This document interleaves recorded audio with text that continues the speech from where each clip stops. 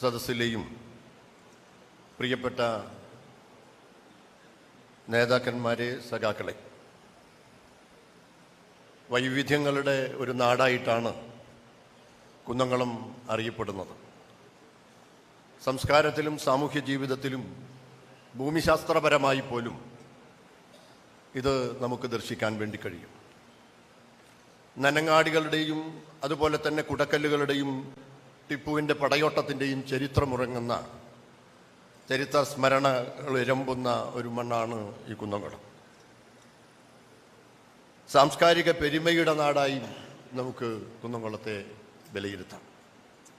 കോവിലനും സീവിയും ഏകലവ്യനും ചേറപ്പായി കഥകളിലൂടെ മലയാളിയുടെ മനസ്സിലിടം പിടിച്ച ഐപ്പ് പാറമേലിനും ജന്മം നൽകിയ മണ്ണ്, മലയാളിയുടെ മനസ്സിനിൽ ഏറെ വലിയ അളവിൽ ഇടം നേടിയ സാഹിത്യ നായകന്മാർ, അവരിൽ ചിലരെ മാത്രമാണ് ഞാൻ ഈ പേരെടുത്ത് പറഞ്ഞത്. എന്നാൽ കുന്നംകുളത്തിൻ്റെ പുതുതലമുറയുടെ എഴുത്തുകാരും ഉന്നതമായ മലയാള സാഹിത്യ രചനാ ലോകത്ത് ഉന്നതരായിട്ടുള്ള വ്യക്തികളാണ് എന്ന് നമുക്ക് കാണാൻ വേണ്ടി കഴിയും. സംഗീതത്തിലും അതുപോലെ തന്നെ വിവിധ കലാരൂപങ്ങളിലും പ്രശസ്തരായ നിരവധിയായ സാംസ്കാരിക കലാരംഗത്തെ പ്രവർത്തകരുടെ നേതൃത്വത്തിൻ്റെ നാടുകൂടിയാണ് ഈ കുന്നംകുളം. ലോകപ്രശസ്തമായിട്ടുള്ള കലാമണ്ഡലത്തിന് രൂപം നൽകിയ മണ്ണ് ഈ കുന്നംകുളമാണ്. കലാമണ്ഡലം ഈ കുന്നംകുളത്ത് ആണ് അതിൻ്റെ തിരികൊളുത്തി ഉദ്ഘാടനം ചെയ്യപ്പെടുന്നത്.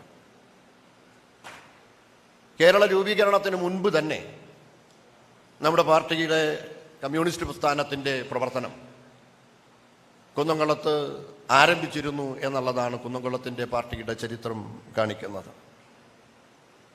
കുടിപിടിപ്പ് സമരത്തിൻ്റെയും അതുപോലെ തന്നെ മിച്ചഭൂമി സമരത്തിൻ്റെയും ചെത്തുതൊഴിലാളി സമരത്തിൻ്റെയും കനാൽ സമരത്തിൻ്റെയും എല്ലാം ഉജ്ജ്വലമായിട്ടുള്ള സ്മരണകൾ തുടിച്ചു നിൽക്കുന്ന ഒരു മണ്ണുകൂടിയാണ് ഈ കുന്നംകുളം.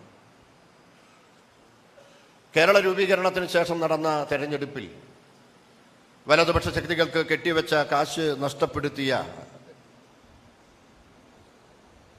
നിയോജക മണ്ഡലമാണ് ഈ കുന്നംകുളം. കുടികിടപ്പ് സമരത്തിൽ രക്തസാക്ഷിത്വം വരിച്ച കുഞ്ഞാതുവും അതുപോലെ പിന്നീട് ടി.പി. സുബ്രഹ്മണ്യനും എ.ബി. ബിജേഷും പി.യു. സനൂപുമെല്ലാം ഈ മണ്ണിൽ രക്തസാക്ഷിത്വം വരിക്കേണ്ടി വന്നവരാണ്. വലതുപക്ഷ ശക്തികൾക്കെതിരായിട്ടുള്ള വലിയ സമരങ്ങളുടെ ഭാഗമായി കമ്മ്യൂണിസ്റ്റ് പ്രസ്ഥാനം കുന്നംകുളം മണ്ഡലത്തിനകത്ത് മുന്നേറുമ്പോൾ ഏരിയക്കകത്ത് മുന്നേറുമ്പോൾ അതിനെ തകർക്കുക എന്ന ലക്ഷ്യം വെച്ചുകൊണ്ടാണ് ഈ ദുഷ്ടശക്തികൾ നമ്മുടെ സഖാക്കളെ തന്നെ അരുകൊല ചെയ്യുന്നതിന് വേണ്ടി തയ്യാറായത് എന്ന് നമുക്ക് കാണാൻ വേണ്ടി കഴിയും. ഇങ്ങനെയുള്ളൊരു കുന്നംകുളത്തിനകത്തേക്ക് കമ്മ്യൂണിസ്റ്റ് പാർട്ടി ഓഫ് ഇന്ത്യ മാർക്സിസ്റ്റിൻ്റെ ചരിത്രത്തിലാദ്യമായിട്ടാണ് ജില്ലാ സമ്മേളനത്തിന് ആതിഥേയത്വം വഹിക്കാൻ അവസരമുണ്ടാകുന്നത്. ഇതുവരെയുള്ള ഒരു ഞങ്ങളുടെ സമ്മേളന പ്രവർത്തനങ്ങൾ കാണിക്കുന്നത് ഈ ജില്ലാ സമ്മേളനം കുന്നംകുളത്തിൻ്റെ മണ്ണ്, മനുഷ്യൻ അത് ഹൃദയത്തിൽ ഏറ്റുവാങ്ങി എന്ന് തന്നെയാണ്. നവംബർ മാസം 30-ാം തീയതിയാണ് ഇതിൻ്റെ സംഘാടക സമിതിയുടെ രൂപീകരണ യോഗം ചേർന്നത്. അതിനുശേഷം സംഘടനാപരമായിട്ടുള്ള ഒരുക്കങ്ങൾ ആരംഭിച്ചപ്പോൾ തന്നെ വളരെ ആവേശത്തോടു കൂടി ഈ സമ്മേളനത്തെ ഏറ്റെടുക്കുന്നതിനു വേണ്ടി കുന്നംകുളത്തിലെ ജനത തയ്യാറായി. ദീർഘമായിട്ടുള്ള വിശദീകരണത്തിലേക്ക് ഞാൻ ഈ സമയത്ത് പ്രവേശിക്കുന്നില്ല. വൈവിധ്യങ്ങളുടെ നാടെന്ന നിലയിൽ തന്നെ വിവിധങ്ങളായ എല്ലാ വിഭാഗം ജനതയെയും ഈ സമ്മേളനത്തിൻ്റെ ഭാഗമാക്കി മാറ്റുന്നതിന് വേണ്ടിയാണ് ഞങ്ങളുടെ സംഘടനാ പ്രവർത്തനം ഞങ്ങൾ നടത്താൻ വേണ്ടി ശ്രമിച്ചത്. സെമിനാറുകൾ, കലാപരിപാടികൾ, സാഹിത്യ സംവാദങ്ങൾ, അതുപോലെ തന്നെ ഫോക്ക്ലോറിനെ പരിചയപ്പെടുത്തുന്ന ഫോക്ക്ലോർ ദിനാചരണം, അതുപോലെ നാടകാവതരണങ്ങൾ, വിവിധ സിനിമാ പ്രദർശനങ്ങൾ, കലാപരിപാടികൾ, ഗ്രാമോത്സവങ്ങൾ, അങ്ങനെയുള്ള പ്രവർത്തനങ്ങളോടൊപ്പം തന്നെ കലാസാഹിത്യ കായിക രംഗത്തെ വിവിധ മത്സരങ്ങളും സംഘടിപ്പിക്കാൻ വേണ്ടി നമുക്ക് കഴിഞ്ഞിട്ടുണ്ട്.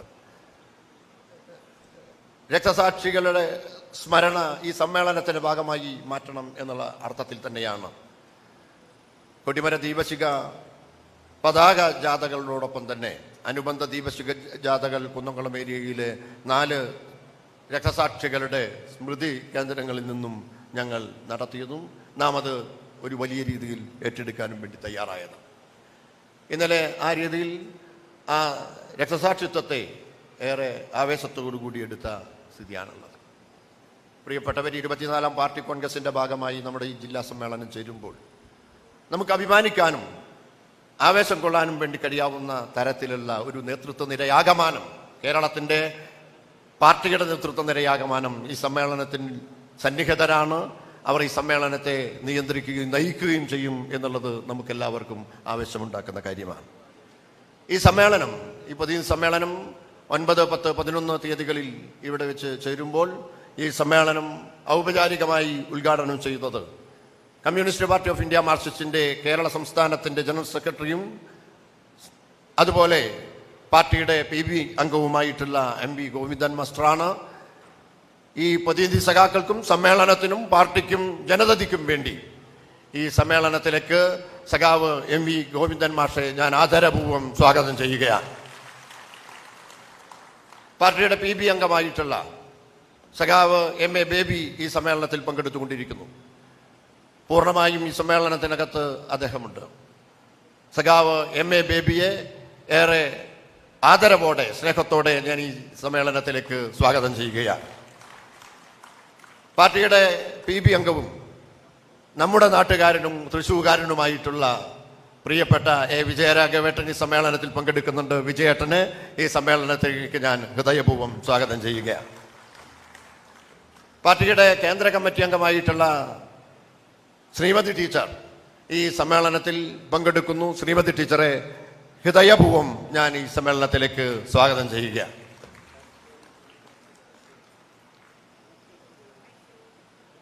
പാർട്ടിയുടെ കേന്ദ്ര കമ്മിറ്റി അംഗം ഡോക്ടർ തോമസ് ഐസക് ഈ സമ്മേളനത്തിൽ പങ്കെടുക്കുന്നു.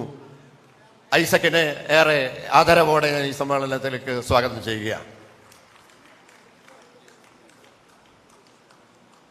പാർട്ടിയുടെ കേന്ദ്ര കമ്മിറ്റി അംഗമായിട്ടുള്ള സഖാവ് KK ശൈലജ ടീച്ചർ ഈ സമ്മേളനത്തിൽ പങ്കെടുക്കുന്നു. ശൈലജ ടീച്ചറെ ഏറെ ആദരവോടെ സ്വാഗതം ചെയ്യുകയാണ്.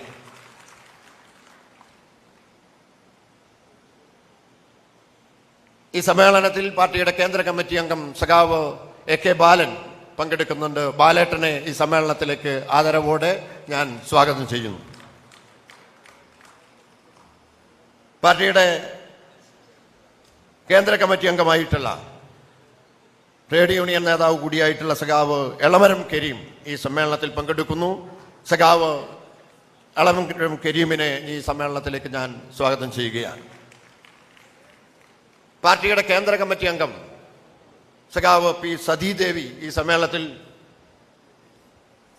പങ്കെടുക്കും എന്നാണ് അറിയിച്ചിട്ടുള്ളത്. അവരുടെ അസാന്നിധ്യത്തിലും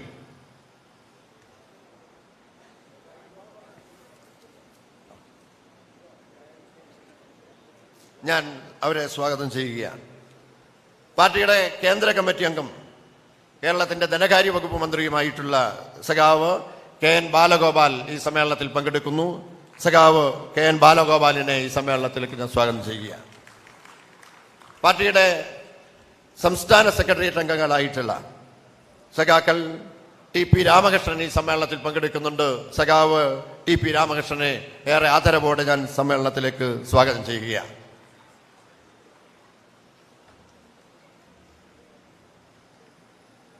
പാർട്ടിയുടെ സംസ്ഥാന സെക്രട്ടേറിയറ്റ് അംഗം സഖാവ് M സ്വരാജ് ഈ സമ്മേളനത്തിൽ പങ്കെടുക്കുന്നു. സഖാവ് M സ്വരാജിനെ സ്വാഗതം ചെയ്യുകയാണ്. പാർട്ടിയുടെ സംസ്ഥാന സെക്രട്ടേറിയറ്റ് അംഗം നമ്മുടെ ആലത്തൂരിലെ മുൻ MP കൂടിയായിട്ടുള്ള നമ്മുടെ ചുമതലക്കാരൻ കൂടിയായിട്ടുള്ള സഖാവ് PK ബിജു ഈ സമ്മേളനത്തിൽ പങ്കെടുക്കുന്നു. സഖാവ് PK ബിജുവിനെ ആദരപൂർവ്വം സ്വാഗതം ചെയ്യുകയാണ്. പാർട്ടിയുടെ സംസ്ഥാന സെക്രട്ടേറിയറ്റ് അംഗം സഖാവ് പുത്തലത്ത് ദിനേശൻ ഈ സമ്മേളനത്തിൽ പങ്കെടുക്കുന്നുണ്ട്. സഖാവ് പുത്തലത്ത് ദിനേശനെ ഏറെ ആദരവോടെ ഈ സമ്മേളനത്തിലേക്ക് സ്വാഗതം ചെയ്യുകയാണ്. നമ്മുടെ പൊതുസമ്മേളനം ഉദ്ഘാടനം ചെയ്യുന്നത് പാർട്ടിയുടെ PB അംഗവും കേരളത്തിൻ്റെ മുഖ്യമന്ത്രിയും ആരാധ്യനായിട്ടുള്ള മുഖ്യമന്ത്രിയുമായിട്ടുള്ള സഖാവ് പിണറായി വിജയനാണ് എന്ന കാര്യം അദ്ദേഹം ഈ സമ്മേളനത്തിൻ്റെ പ്രതിനിധി സമ്മേളനത്തിൽ എത്തിച്ചേർന്നിട്ടില്ല എങ്കിലും അദ്ദേഹത്തെ ഈ സമ്മേളനത്തിൻ്റെ പൊതുവായിട്ടുള്ള ചടങ്ങിലേക്ക് ഞാൻ ഹൃദയപൂർവ്വം സ്വാഗതം ചെയ്യുകയാണ്. പാർട്ടിയുടെ നേതാവും അതുപോലെ ഉന്നത വിദ്യാഭ്യാസ വകുപ്പ് മന്ത്രിയുമായിട്ടുള്ള സഖാവ് ബിന്ദു ടീച്ചർ ഈ സമ്മേളനത്തിൽ പങ്കെടുക്കുന്നുണ്ട്. സഖാവ് ബിന്ദു ടീച്ചറെ ഞാൻ സ്വാഗതം ചെയ്യുകയാണ്. ഔപചാരികതയുടെ അടിസ്ഥാനത്തിൽ തന്നെ പാർട്ടിയുടെ ജില്ലാ സെക്രട്ടറി സഖാവ് MM വർഗീസിനെ ഞാൻ ഈ സമ്മേളനത്തിലേക്ക് ഹൃദയപൂർവ്വം സ്വാഗതം ചെയ്യുന്നു. സംഘാടക സമിതിയുടെ ചെയർമാനും പാർട്ടിയുടെ കേരള സംസ്ഥാന കമ്മിറ്റി അംഗവുമായിട്ടുള്ള സഖാവ് AC മൊയ്തീൻ ഈ സമ്മേളനത്തിലുണ്ട്. സഖാവ് AC മൊയ്തീനെ ഹൃദയപൂർവ്വം സ്വാഗതം ചെയ്യുകയാണ്. പാർട്ടിയുടെ സംസ്ഥാന കമ്മിറ്റി അംഗം സഖാവ് NR ബാലേട്ടൻ ഈ സമ്മേളനത്തിൽ പങ്കെടുക്കുന്നുണ്ട്. സഖാവ് NR ബാലേട്ടനെ ഈ സമ്മേളനത്തിലേക്ക് ഞാൻ ഹൃദയപൂർവ്വം സ്വാഗതം ചെയ്യുകയാണ്.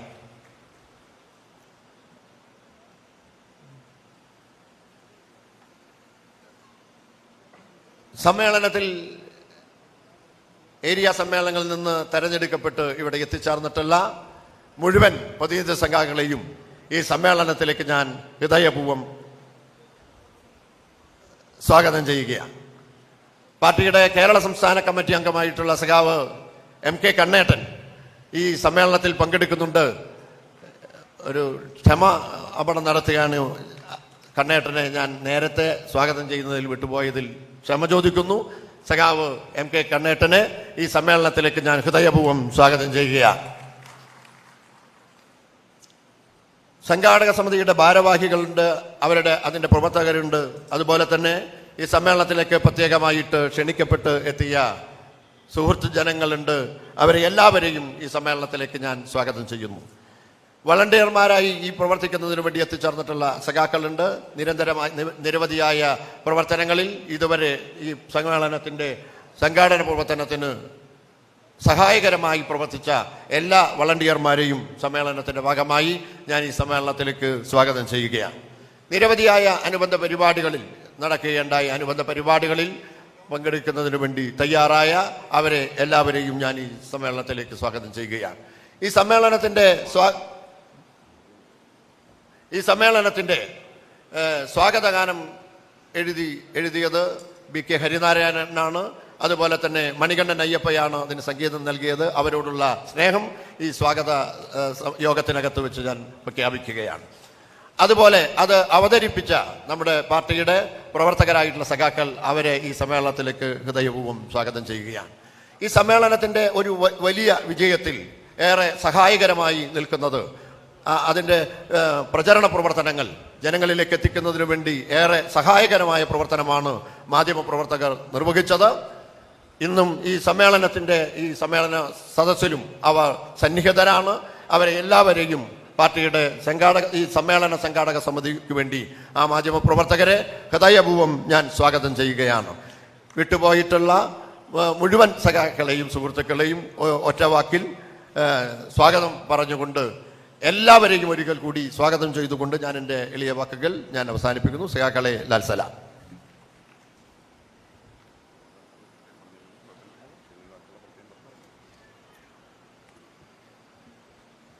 സമ്മേളനത്തിൻ്റെ ഉദ്ഘാടനമാണ് അടുത്തത്.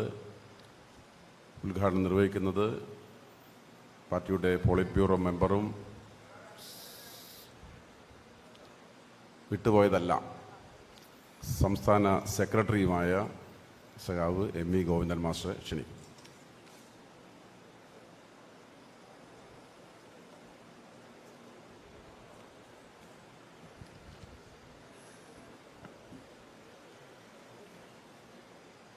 ഈ സമ്മേളനത്തിൻ്റെ താൽക്കാലിക അധ്യക്ഷൻ, ഇവിടെ ഈ സമ്മേളനത്തിൽ സന്നിഹിതരായിട്ടുള്ള പാർട്ടിയുടെ PB അംഗങ്ങളായ സഖാക്കൾ MA ബേബി, സഖാവ് A Vijayaraghavan, party central committee അംഗങ്ങൾ, സംസ്ഥാന സെക്രട്ടേറിയറ്റ് അംഗങ്ങൾ, ജില്ലാ സെക്രട്ടറി ഉൾപ്പെടെയുള്ള ജില്ലാ സെക്രട്ടേറിയറ്റ്, ജില്ലാ കമ്മിറ്റി ഇവിടെ സന്നിഹിതരായിട്ടുള്ള പ്രതിനിധി സഖാക്കൾ, സമ്മേളനത്തിൻ്റെ ഭാഗമായിട്ട് പങ്കെടുക്കുന്ന മറ്റ് വിശിഷ്ട വ്യക്തികൾ,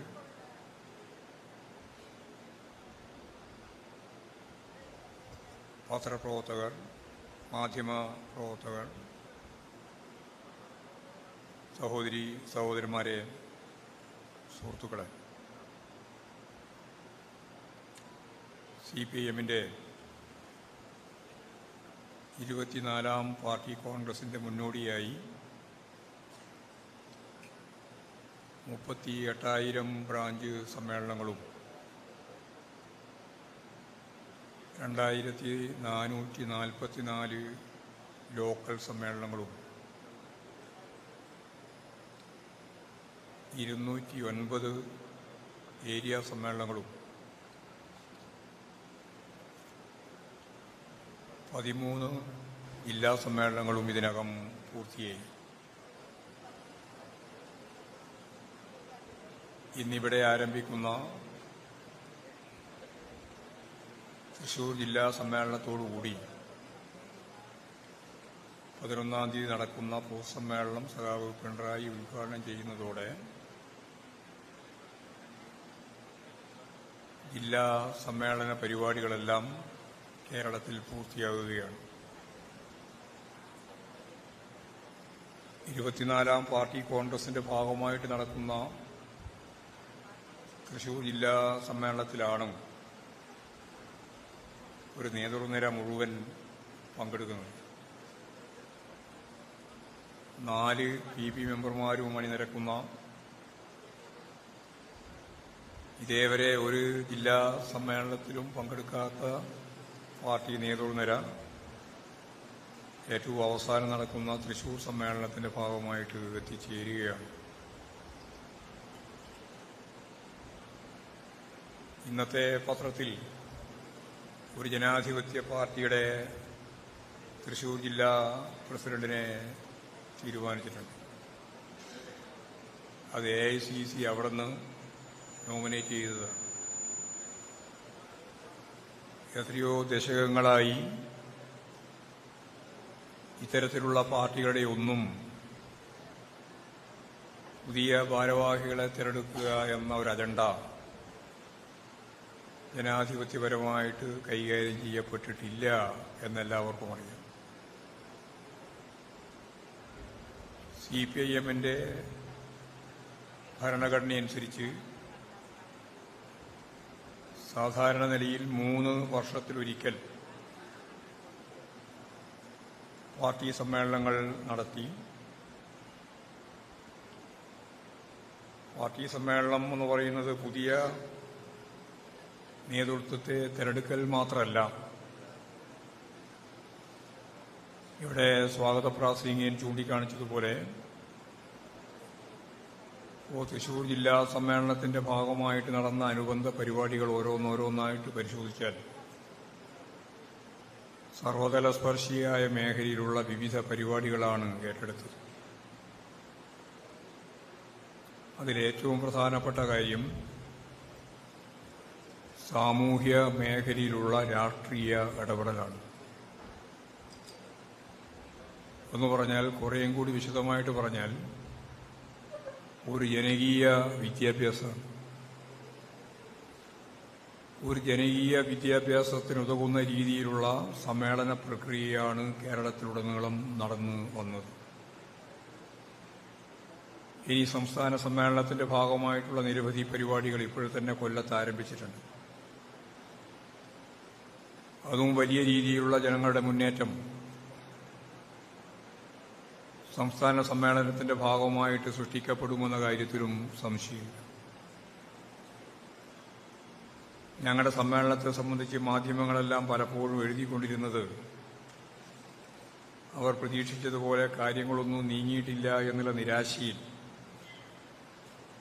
അവർക്കാകെ പറയാനുണ്ടായിരുന്നത് സമ്മേളനത്തിൽ വിമർശനങ്ങളുണ്ടായി എന്നാണ്. CPIഎമ്മിന്റെ സമ്മേളനത്തിൽ ഞങ്ങൾ ആഗ്രഹിക്കുന്നത്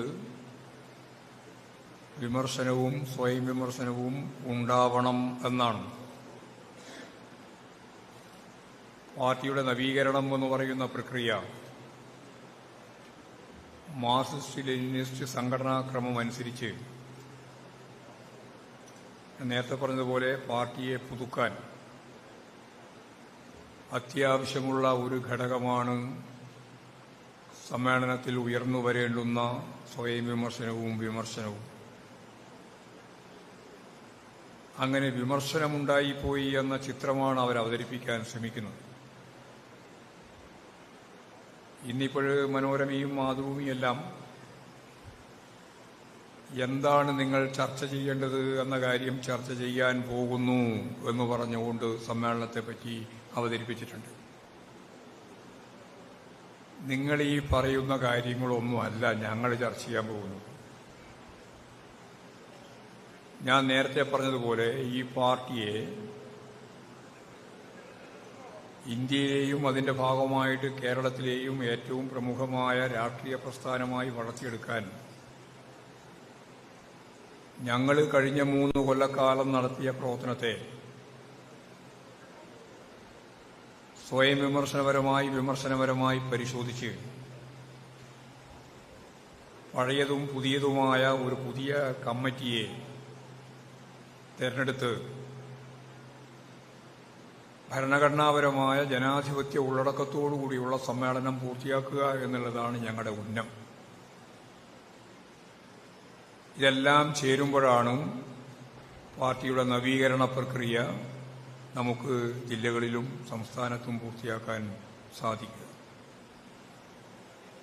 ജനാധിപത്യപരമായ രീതിയിൽ നിലപാടുകൾ സ്വീകരിച്ചു പോകുന്ന ഞങ്ങൾക്ക് ജനാധിപത്യമില്ല എന്നും പതിറ്റാണ്ടുകളായിട്ട് ജനാധിപത്യ പ്രക്രിയയുടെ ഭാഗമായിട്ട് ഒരു തിരഞ്ഞെടുപ്പ് പോലും നടത്താതെ AICCയുടെ ഭാഗമായിട്ട് നോമിനേറ്റ് ചെയ്ത് പാർട്ടി നേതാക്കളെ നിശ്ചയിക്കുന്ന അവരെല്ലാം വലിയ ജനാധിപത്യവാദികളാണെന്നും നമ്മുടെ മാധ്യമ ശൃംഖലകളൊക്കെ അവതരിപ്പിക്കുന്ന ഈ പ്രത്യേക ഘട്ടത്തിലായതുകൊണ്ടാണ് ഞാൻ ഈ ആമുഖത്തിൽ ഇത്രയും കാര്യങ്ങൾ വിശദീകരിച്ചത്. വളരെയേറെ ഗൗരവപൂർവം ശ്രദ്ധാപൂർവം കൈകാര്യം ചെയ്യപ്പെടുന്ന ഒരു സമ്മേളനമാണ് ഞങ്ങളുടെ ഈ നേരത്തെ ഞാൻ പറഞ്ഞ എല്ലാ സമ്മേളനങ്ങളും ഇപ്പോഴും ജില്ലാ സമ്മേളനത്തിന്റെ പൂർത്തീകരണത്തിലേക്ക് എത്തുന്ന തൃശൂർ ജില്ലാ സമ്മേളനം. ഈ സമ്മേളനം നടക്കുന്ന കാലത്തിന്റെ പ്രത്യേകതകളെ സംബന്ധിച്ച് ഞങ്ങൾ പരിശോധിക്കുന്നുണ്ട്. വരാൻ പോകുന്ന 24ാം പാർട്ടി കോൺഗ്രസിന്റെ മധുര പാർട്ടി കോൺഗ്രസിന്റെ ഭാഗമായി അടുത്ത 3 വർഷക്കാലത്തേക്ക് ഞങ്ങൾ അംഗീകരിക്കേണ്ടുന്ന രാഷ്ട്രീയ പ്രമേയത്തിന്റെ കരട്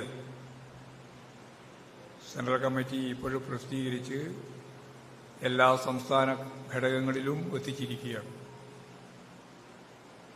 വളരെ വേഗം തന്നെ അത് തർജ്ജമ ചെയ്ത് അതാത് പ്രാദേശിക ഭാഷയിൽ പാർട്ടി സഖാക്കൾക്ക് പാർട്ടി ഘടകങ്ങൾക്ക് മുഴുവൻ എത്തിക്കുന്നതോടുകൂടി വളരെയേറെ ശ്രദ്ധേയമായ രീതിയിലുള്ള ഒരു പ്രക്രിയ രാഷ്ട്രീയ പ്രമേയവുമായിട്ട് ബന്ധപ്പെട്ട കാര്യത്തിൽ നടക്കാൻ പോവുകയാണ്. വ്യക്തികൾ എന്ന രീതിയിൽ പാർട്ടി മെമ്പർമാർക്ക്, ഘടകങ്ങൾ എന്ന രീതിയിൽ ഞാൻ നേരത്തെ പറഞ്ഞ ബ്രാഞ്ച്, ലോക്കൽ, ഏരിയ, ജില്ലാ, സംസ്ഥാന ഘടകങ്ങൾക്ക് രാഷ്ട്രീയ പ്രമേയത്തിന്റെ ഭാഗമായിട്ട് സെൻട്രൽ കമ്മിറ്റി അംഗീകരിച്ച കരട് പ്രമേയത്തെ പരിശോധിക്കാനും മാറ്റങ്ങൾ നിർദ്ദേശിക്കാനും കൂട്ടിച്ചേർക്കലുകൾ വരുത്താനും ഒഴിവാക്കേണ്ട ഭാഗമുണ്ടെങ്കിൽ ഒഴിവാക്കാനും പാർട്ടി സെൻട്രൽ കമ്മിറ്റിയുടെ മുമ്പിൽ അതത് ഘടകങ്ങൾക്ക് പാർട്ടി മെമ്പർമാർക്ക് കാര്യങ്ങൾ അവതരിപ്പിക്കാനുള്ള ജനാധിപത്യ സൗകര്യമുണ്ട്. ഇപ്പോൾ പാർട്ടിയിലുടനീളം നടന്ന സമ്മേളനത്തിന്റെ തുടർച്ചയായി പാർട്ടിക്കകത്ത് നടക്കാൻ പോകുന്ന ഏറ്റവും പ്രധാനപ്പെട്ട ഒരു കാര്യം സർവ ഘടകങ്ങളിലും രാഷ്ട്രീയ പ്രമേയത്തിന്റെ ചർച്ച നടക്കാൻ പോവുകയാണ്. പാർട്ടി കോൺഗ്രസിന്റെ തീരുമാനത്തിലേക്ക് എത്തുന്നതിന് വേണ്ടി ചർച്ചയ്ക്ക് അവതരിപ്പിച്ച കരട് രാഷ്ട്രീയ പ്രമേയം ഇന്ത്യയിലുടനീളമുള്ള പാർട്ടി ചർച്ച ചെയ്യാൻ പോവുകയാണ്. അതിലേറ്റവും വിപുലമായ സംവിധാനം കേരളത്തിലാണ്. അതിലൂടെ സാർവദേശീയ ദേശീയ രാഷ്ട്രീയ പശ്ചാത്തലത്തെ ഒന്നുകൂടി വിശദമായിട്ട് പഠിക്കാനും അവരവരുടെ അഭിപ്രായങ്ങൾ അതിൽ രേഖപ്പെടുത്താനുമുള്ള ഭരണഘടനാ സ്വാതന്ത്ര്യം പാർട്ടി മെമ്പർമാർക്കും പാർട്ടി ഘടകങ്ങൾക്കും ലഭിക്കും. സ്വാഭാവികമായിട്ടും അതിൽ വിശദമായിട്ടുള്ള സാർവദേശീയ ദേശീയ രാഷ്ട്രീയമുണ്ട്. അതടിസ്ഥാനപ്പെടുത്തിക്കൊണ്ട് ഇന്ത്യയെ സംബന്ധിച്ചിടത്തോളം എന്ത് നിലപാട് സ്വീകരിക്കണം ഇനി അങ്ങോട്ട് എന്നുള്ള അടവ് നയരൂപീകരണത്തിന്റെ അടിസ്ഥാന രേഖയാണ് സെൻട്രൽ കമ്മിറ്റി അവതരിപ്പിച്ചിട്ടുള്ള ഞാൻ ഈ പറഞ്ഞ രാഷ്ട്രീയ പ്രമേയത്തിന്റെ കരട്. എന്നാൽ ഇന്നത്തെ ലോക പശ്ചാത്തലത്തിൽ എല്ലാവരുടെയും മനസ്സിനെ ബാധിച്ച ഏറ്റവും ഗൗരവമുള്ള പ്രശ്നം തീവ്ര വലതുപക്ഷ ശക്തികൾക്ക് നല്ല മുൻകൈ ലഭിക്കുന്നു എന്നുള്ളത് തന്നെയാണ്. തീവ്ര വലതുപക്ഷ ശക്തികൾ എന്ന് പറയുമ്പോൾ ഇപ്പോൾ ട്രംപ് അമേരിക്കയിൽ അധികാരത്തിൽ വന്നതോടുകൂടി അതെന്തൊക്കെയാണ് ചെയ്യാൻ പോകുന്നത് എന്ന് മുൻകൂട്ടി പറയാൻ സാധിക്കാത്ത രീതിയിലുള്ള സാമ്രാജ്യത്വത്തിന്റെ ഒരു കടന്നാക്രമ രീതി ലോകത്തെമ്പാടുമുള്ള ജനങ്ങൾക്ക് മനസ്സിലാക്കാൻ സാധിക്കുന്ന രീതിയിൽ ട്രംപ് പെരുമാറുകയാണ്. അതിന്റെ പഴയകാല ധാരണകളെ മുഴുവൻ കീഴ്മേൽ മറച്ച് തികച്ചും സ്വേച്ഛാധിപത്യപരമായ രീതിയിലുള്ള ഒരു നിലപാട് ട്രംപ് പ്രസിഡന്റായി വന്നതോടുകൂടി ആ നിമിഷം മുതൽ തുടങ്ങിയിരിക്കുകയാണ്.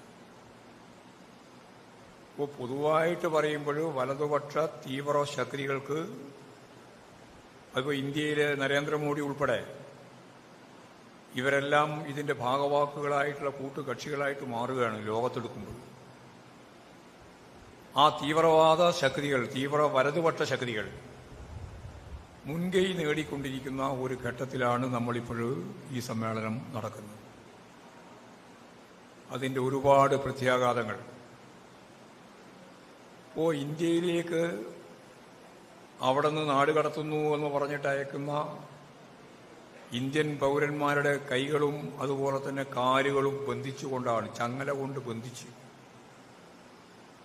യുദ്ധവിമാനത്തിലാണ് 105 പേരെ യഥാർത്ഥത്തിൽ ഇപ്പോൾ പഞ്ചാബിലേക്ക് അയച്ചു. കേട്ടുകേൾവിയില്ലാത്ത രീതിയാണ്. അത് അമേരിക്കയുടെ രീതിയാണെന്നാണ് വിദേശകാര്യ വകുപ്പ് മന്ത്രി അതിനെ ആദ്യം സൂചിപ്പിച്ചത്. അവരങ്ങനെയാണ് നാട് കടത്തുക. ആത്മാഭിമാനമുള്ള ഒരു രാജ്യവും ഇന്ത്യയെക്കാളും ചെറിയ രാജ്യം മെക്സിക്കോ ഉൾപ്പെടെ അവരാരും ഇതിന് വിധേയപ്പെട്ടില്ല. ശക്തിയായ രീതിയിലുള്ള പ്രതിരോധമാണ് അവരെല്ലാം ഇതിന്റെ സ്വന്തം പൗരന്മാരെ ഇവിടെ എത്തിക്കുന്നതിനു വേണ്ടി ഇത്തരത്തിലുള്ള ക്രൂരമായ നിലപാടുകൾക്കെതിരായിട്ട് പ്രതികരിച്ചത്. പക്ഷേ ഇന്ത്യൻ പ്രധാനമന്ത്രി ഒരു അക്ഷരം വേണ്ടിയിട്ടില്ല. അമേരിക്കൻ സന്ദർശനത്തിന് പുറപ്പെടുകയാണ് ഇന്ത്യൻ പ്രധാനമന്ത്രി. എന്ത് പറഞ്ഞാലും എന്ത് ചെയ്താലും യാതൊരു തരത്തിലുള്ള പ്രതിഷേധവുമില്ലാതെ അനുസരണയോടെ നിൽക്കുന്ന ഒരു ഇന്ത്യൻ പ്രതിനിധിയെയാണ് ഇന്ത്യൻ പ്രധാനമന്ത്രി എന്ന് നമ്മൾ കണ്ടത്. രാജ്യം അതിശക്തിയായിട്ട് അതിനെ പ്രതിരോധിച്ചു. ഇത് അപമാനകരമായ ഒരു നാടുകടത്തൽ പ്രക്രിയയ്ക്ക് ഇന്ത്യൻ പൗരന്മാരെ വിധേയപ്പെടുത്തിയതാണ് എന്ന് ഇന്ത്യ മുഴുവൻ ഒറ്റക്കെട്ടായിട്ട് പറഞ്ഞു. അപ്പോഴാണ് വിദേശകാര്യ സെക്രട്ടറി ഉൾപ്പെടെയുള്ളവർക്ക് ചെറിയൊരു മാറ്റം വരുത്തിയിട്ട് അതിന് പ്രതിഷേധിക്കുന്നു എന്ന് പറയേണ്ടി വന്നത്. ഇനിയും ആയിരക്കണക്കിന് ആളുകളെ അമേരിക്കയിൽ നിന്ന് ഇന്ത്യയിലേക്ക് നാട് കടത്താൻ വേണ്ടിയുള്ള ശ്രമം ഉണ്ട്. അത് ആയിരക്കണക്കിന് ലക്ഷക്കണക്കിന് ആളുകളുണ്ട് അവിടെ എന്ന് നമുക്കെല്ലാവർക്കും അറിയാം. 7.25 ലക്ഷത്തോളം വരുന്ന ആളുകൾ യഥാർത്ഥത്തിൽ അമേരിക്കയിൽ ഇത്തരത്തിലുള്ള അവർ കണ്ടെത്തി എന്ന് പറയുന്ന രീതിയിൽ നാട് കടത്താൻ തയ്യാറായി വന്നാൽ എന്തായിരിക്കും ഇന്ത്യയുടെ സ്ഥിതി?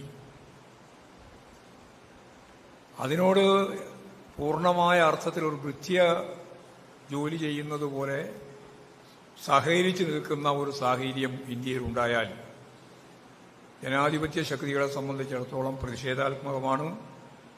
ആ പ്രതിഷേധം ഈ സമ്മേളനത്തിന്റെ ഭാഗമായിട്ട് നമ്മളെല്ലാം ഉയർത്തുകയാണ്. ഇതുകൂടാതെ നിരവധിയായ കാര്യങ്ങൾ ചെയ്തത് ഓരോന്നോരോന്നായിട്ട് പത്രത്തിൽ വാർത്തയായിട്ട് വന്നതാണ്. ട്രാൻസ്ജെൻഡർ എന്ന് പറയുന്ന ഒരു വിഭാഗത്തെ ഞാൻ അംഗീകരിക്കുന്നില്ല. സ്ത്രീകൾക്ക് നേരെ പൊതുവായിട്ടുള്ള അമർഷം, സ്ത്രീ പുരുഷ സമത്വം എന്ന ജനാധിപത്യവൽക്കരണത്തിന്റെ പ്രധാനപ്പെട്ട മുദ്രാവാക്യം ഞാൻ അംഗീകരിക്കുന്നില്ല എന്ന് സൂചിപ്പിക്കുന്ന നിലപാടുകൾ, ട്രാൻസ്ജെൻഡർ എന്ന് പറയുന്ന ഒരു വിഭാഗം ഒന്നുകിൽ സ്ത്രീ അല്ലെങ്കിൽ പുരുഷൻ, അതിന്റെ അപ്പുറത്ത് ഒന്നിനെയും അംഗീകരിക്കുന്നില്ല, ബാക്കിയെല്ലാം നിരോധിക്കുക. അവിടെ കമ്മ്യൂണിസ്റ്റ് പാർട്ടി ഉണ്ടായിരുന്നു. കമ്മ്യൂണിസ്റ്റ് പാർട്ടി ഇപ്പോൾ തന്നെ ആദ്യത്തെ ദിവസം തന്നെ നിരോധിച്ചിരിക്കുന്നു. യുഎൻഒയുമായിട്ട് അതിന്റെ ബന്ധം എന്താണെന്നുള്ളത് ഇപ്പോൾ വ്യക്തമാക്കപ്പെട്ടു. അതുപോലെ WHO ആയിട്ട് ബന്ധപ്പെട്ട കാര്യം അവർ പൂർണ്ണമായിട്ട് ഇതിൽ നിന്ന് പിൻവലിയുകയാണ്. പാരീസ് ഉടമ്പടിയുമായിട്ട് ബന്ധപ്പെട്ട നമുക്കെല്ലാം വളരെയേറെ ആശങ്കയുണ്ടാക്കുന്ന പരിസ്ഥിതി ആഘാതം, കാലാവസ്ഥ മാറ്റം, ക്ലൈമറ്റ് ചേഞ്ച്, അത് പരിഹരിക്കുന്നതിന് വേണ്ടിയുള്ള വികസിത രാഷ്ട്രത്തിന്റെ ഉത്തരവാദിത്വം, പ്രത്യേകിച്ച് അമേരിക്കയുടെ ഉത്തരവാദിത്വം, അതിനടിസ്ഥാനപ്പെടുത്തിയിട്ടുള്ള അവരുടെ നിലപാടുകൾ, അത്തരത്തിൽ ഉടമ്പടിയിൽ നിന്നേ പൂർണ്ണമായിട്ട് ഞങ്ങൾ മാറുന്നു എന്ന് ഇപ്പോൾ അവർ പറഞ്ഞിരിക്കുകയാണ്. ചുരുക്കി പറഞ്ഞാൽ ആഗോളവൽക്കരണത്തിന്റെ ഭാഗമായിട്ട് അമേരിക്കൻ സാമ്രാജ്യത്വം ഉൾപ്പെടെയുള്ള സാമ്രാജ്യത്വ രാജ്യങ്ങൾ ലോകത്തിലെ ഇന്ത്യ ഉൾപ്പെടെയുള്ള രാജ്യങ്ങളുടെ മേലെ കെട്ടിയേൽപ്പിച്ച അതിന്റെ സാമ്പത്തിക നയങ്ങൾ, നിലപാടുകൾ, നിയമങ്ങൾ, അത് കീഴ്മേൽ അട്ടിമറിച്ചിരിക്കുകയാണ് ഇപ്പോൾ ട്രംപ്. ആഗോളവൽക്കരണത്തിന്റെ ഭാഗമായിട്ട് അവർ പറഞ്ഞത് ലോകമാകെ ഒരു ഗ്ലോബൽ വില്ലേജ് പോലെയാണെന്ന്. ആർക്കെവിടെയും ചരക്കുകൾ കൊണ്ടുപോകാൻ കൈമാറ്റം ചെയ്യാം. അതിപ്പോഴും പൂർണ്ണമായിട്ട് പിൻവലിച്ചു.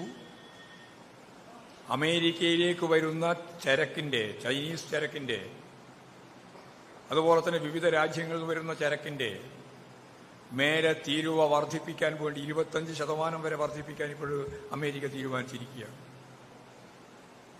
ആഗോളവൽക്കരണത്തിന്റെ ഭാഗമായിട്ട് ആസിയൻ കരാറുണ്ടാക്കിയിട്ട് നമ്മുടെ റബ്ബർ ഉൾപ്പെടെയുള്ള മേഖലയെ തകർത്ത, ഈ നയം കൈകാര്യം ചെയ്യുമെന്ന് പ്രഖ്യാപിച്ച ഇന്ത്യയെപ്പോലുള്ള ഗവൺമെന്റുകൾ ജനവിരുദ്ധമായ സമീപനമായിട്ടത് മാറിയെന്ന് നമ്മളെല്ലാം പറയുമ്പോൾ അന്ന് ആഗോളവൽക്കരണത്തെ പറ്റിയാണ് പറഞ്ഞതെങ്കിൽ ഈ ആഗോളവൽക്കരണം സാമ്രാജ്യത്വനുകൂലമല്ല എന്ന് വരുമ്പോൾ അവരത് പൂർണ്ണമായിട്ട് മാറ്റി ട്രംപിന്റെ സാമ്പത്തിക നിലപാടിപ്പോൾ അടിച്ചേൽപ്പിച്ച് നടപ്പിലാക്കിക്കൊണ്ടിരിക്കുകയാണ്. പക്ഷേ മറ്റ് രാജ്യങ്ങളും അതിനോട് പ്രതികരിക്കുന്നുണ്ട്. നിങ്ങൾ തീരുവ വർദ്ധിപ്പിച്ചാൽ, ചൈനീസ് ഉൽപ്പന്നങ്ങൾക്ക് നിങ്ങൾ ഈ പറയുന്ന തീരുവ വർദ്ധിപ്പിച്ചാൽ അമേരിക്കൻ ഉൽപ്പന്നങ്ങൾക്ക് ഞങ്ങൾ അതേപോലെ തന്നെ തീരുവ വർദ്ധിപ്പിക്കാൻ തീരുമാനിച്ചു എന്ന് ഇപ്പോൾ ചൈന അപ്പോഴെ തന്നെ തിരിച്ചടിച്ചു.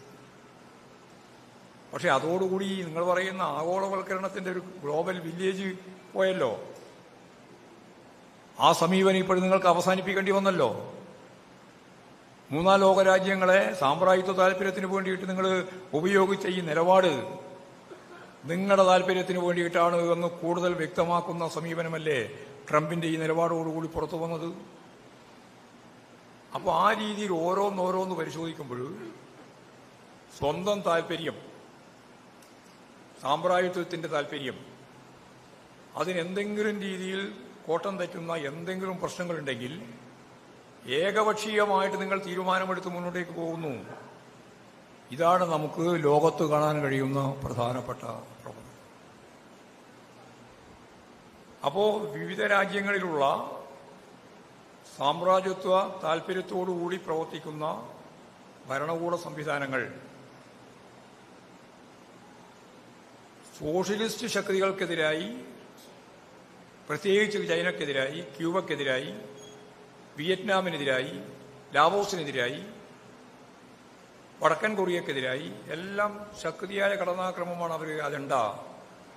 പ്രത്യേകിച്ച് അമേരിക്കയുടെ തൊട്ട് മുമ്പിലുള്ളതാണ് ക്യൂബയെ ഉപരോധിക്കുക പൂർണ്ണമായിട്ട് എന്നുള്ളത്.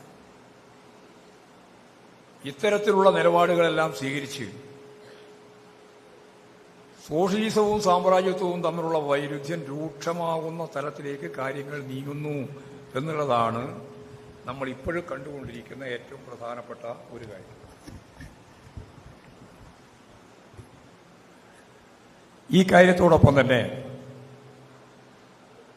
സാമ്രാജ്യത്വം ബൈഡനായാലും ഇപ്പോഴ് ട്രംപ് ആയാലും എടുത്തുകൊണ്ടിരിക്കുന്ന സമീപനത്തിൽ ചൈനയെ സംബന്ധിച്ചിടത്തോളം വലിയ വ്യത്യാസമൊന്നുമില്ല. ചൈനയെ വളഞ്ഞു വെക്കുക എന്നുള്ളതാണ്. ചൈനയെ വളയാൻ വേണ്ടി ഇന്ത്യ, അതുപോലെ തന്നെ ഓസ്ട്രേലിയ, ഒപ്പം തന്നെ ജപ്പാൻ, ഈ ത്രിരാഷ്ട്ര സഖ്യത്തെ രൂപപ്പെടുത്തിയിട്ട് പട്ടാള പ്രദർശനം ഉൾപ്പെടെയുള്ള കാര്യങ്ങൾ നടത്തി ചൈനയെ ഭീഷണിപ്പെടുത്താനാണ് ശ്രമിക്കുന്നത്. ചൈന ലോകത്തിലെ ഏറ്റവും പ്രധാനപ്പെട്ട കരുത്തുറ്റ രാഷ്ട്രമെന്ന രീതിയിൽ മുന്നേറിക്കൊണ്ടിരിക്കുകയാണ്. ഏറ്റവും അവസാനത്തെ AI സാങ്കേതിക വിദ്യ ഉൾപ്പെടെ ഒരു രാജ്യത്തിനു വേണ്ടി എങ്ങനെയാണ് ഫലപ്രദമായിട്ട് ഉപയോഗിക്കാനാവുക എന്ന നിലപാട് സ്വീകരിച്ച് ചൈന മുന്നേറുകയാണ്. വളരെ വേഗം തന്നെ ചൈനയ്ക്ക് ലോക സാമ്പത്തിക വ്യവസ്ഥയിൽ പ്രബലമായ അതിന്റെ കരുത്ത് തെളിയിച്ച് മുമ്പോട്ടേക്ക് പോകാനാവും, ആരെക്കാളും കൂടുതൽ മുന്നിൽ എന്നുള്ളതാണ് പൊതുവെയുള്ള ചിത്രം.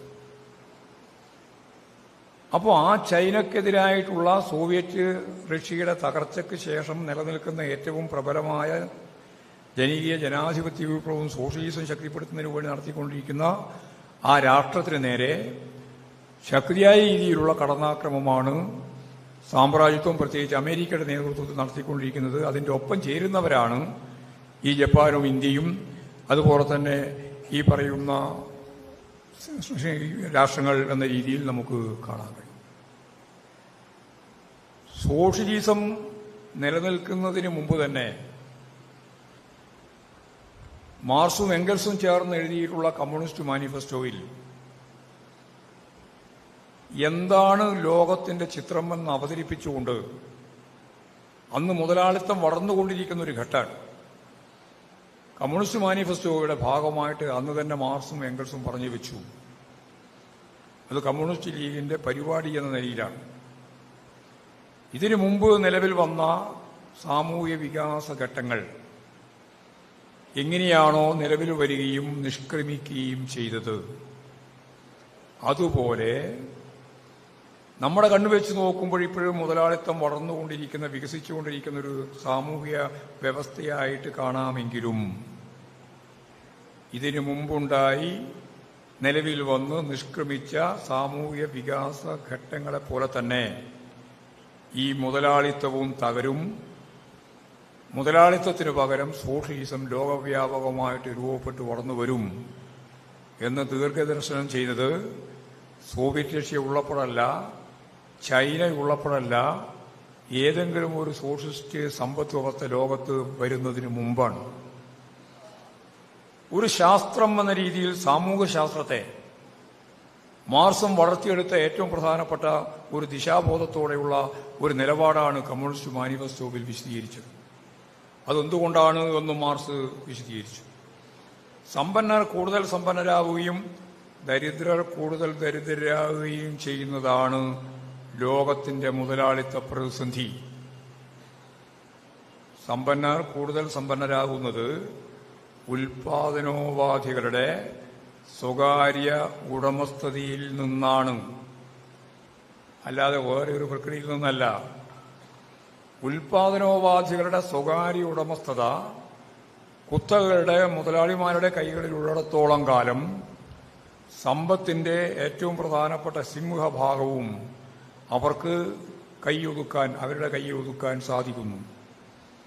അപ്പോൾ ഒറ്റ വഴിയേ ഉള്ളൂ ആ പ്രതിസന്ധി അവസാനിപ്പിക്കാൻ. ആ വഴി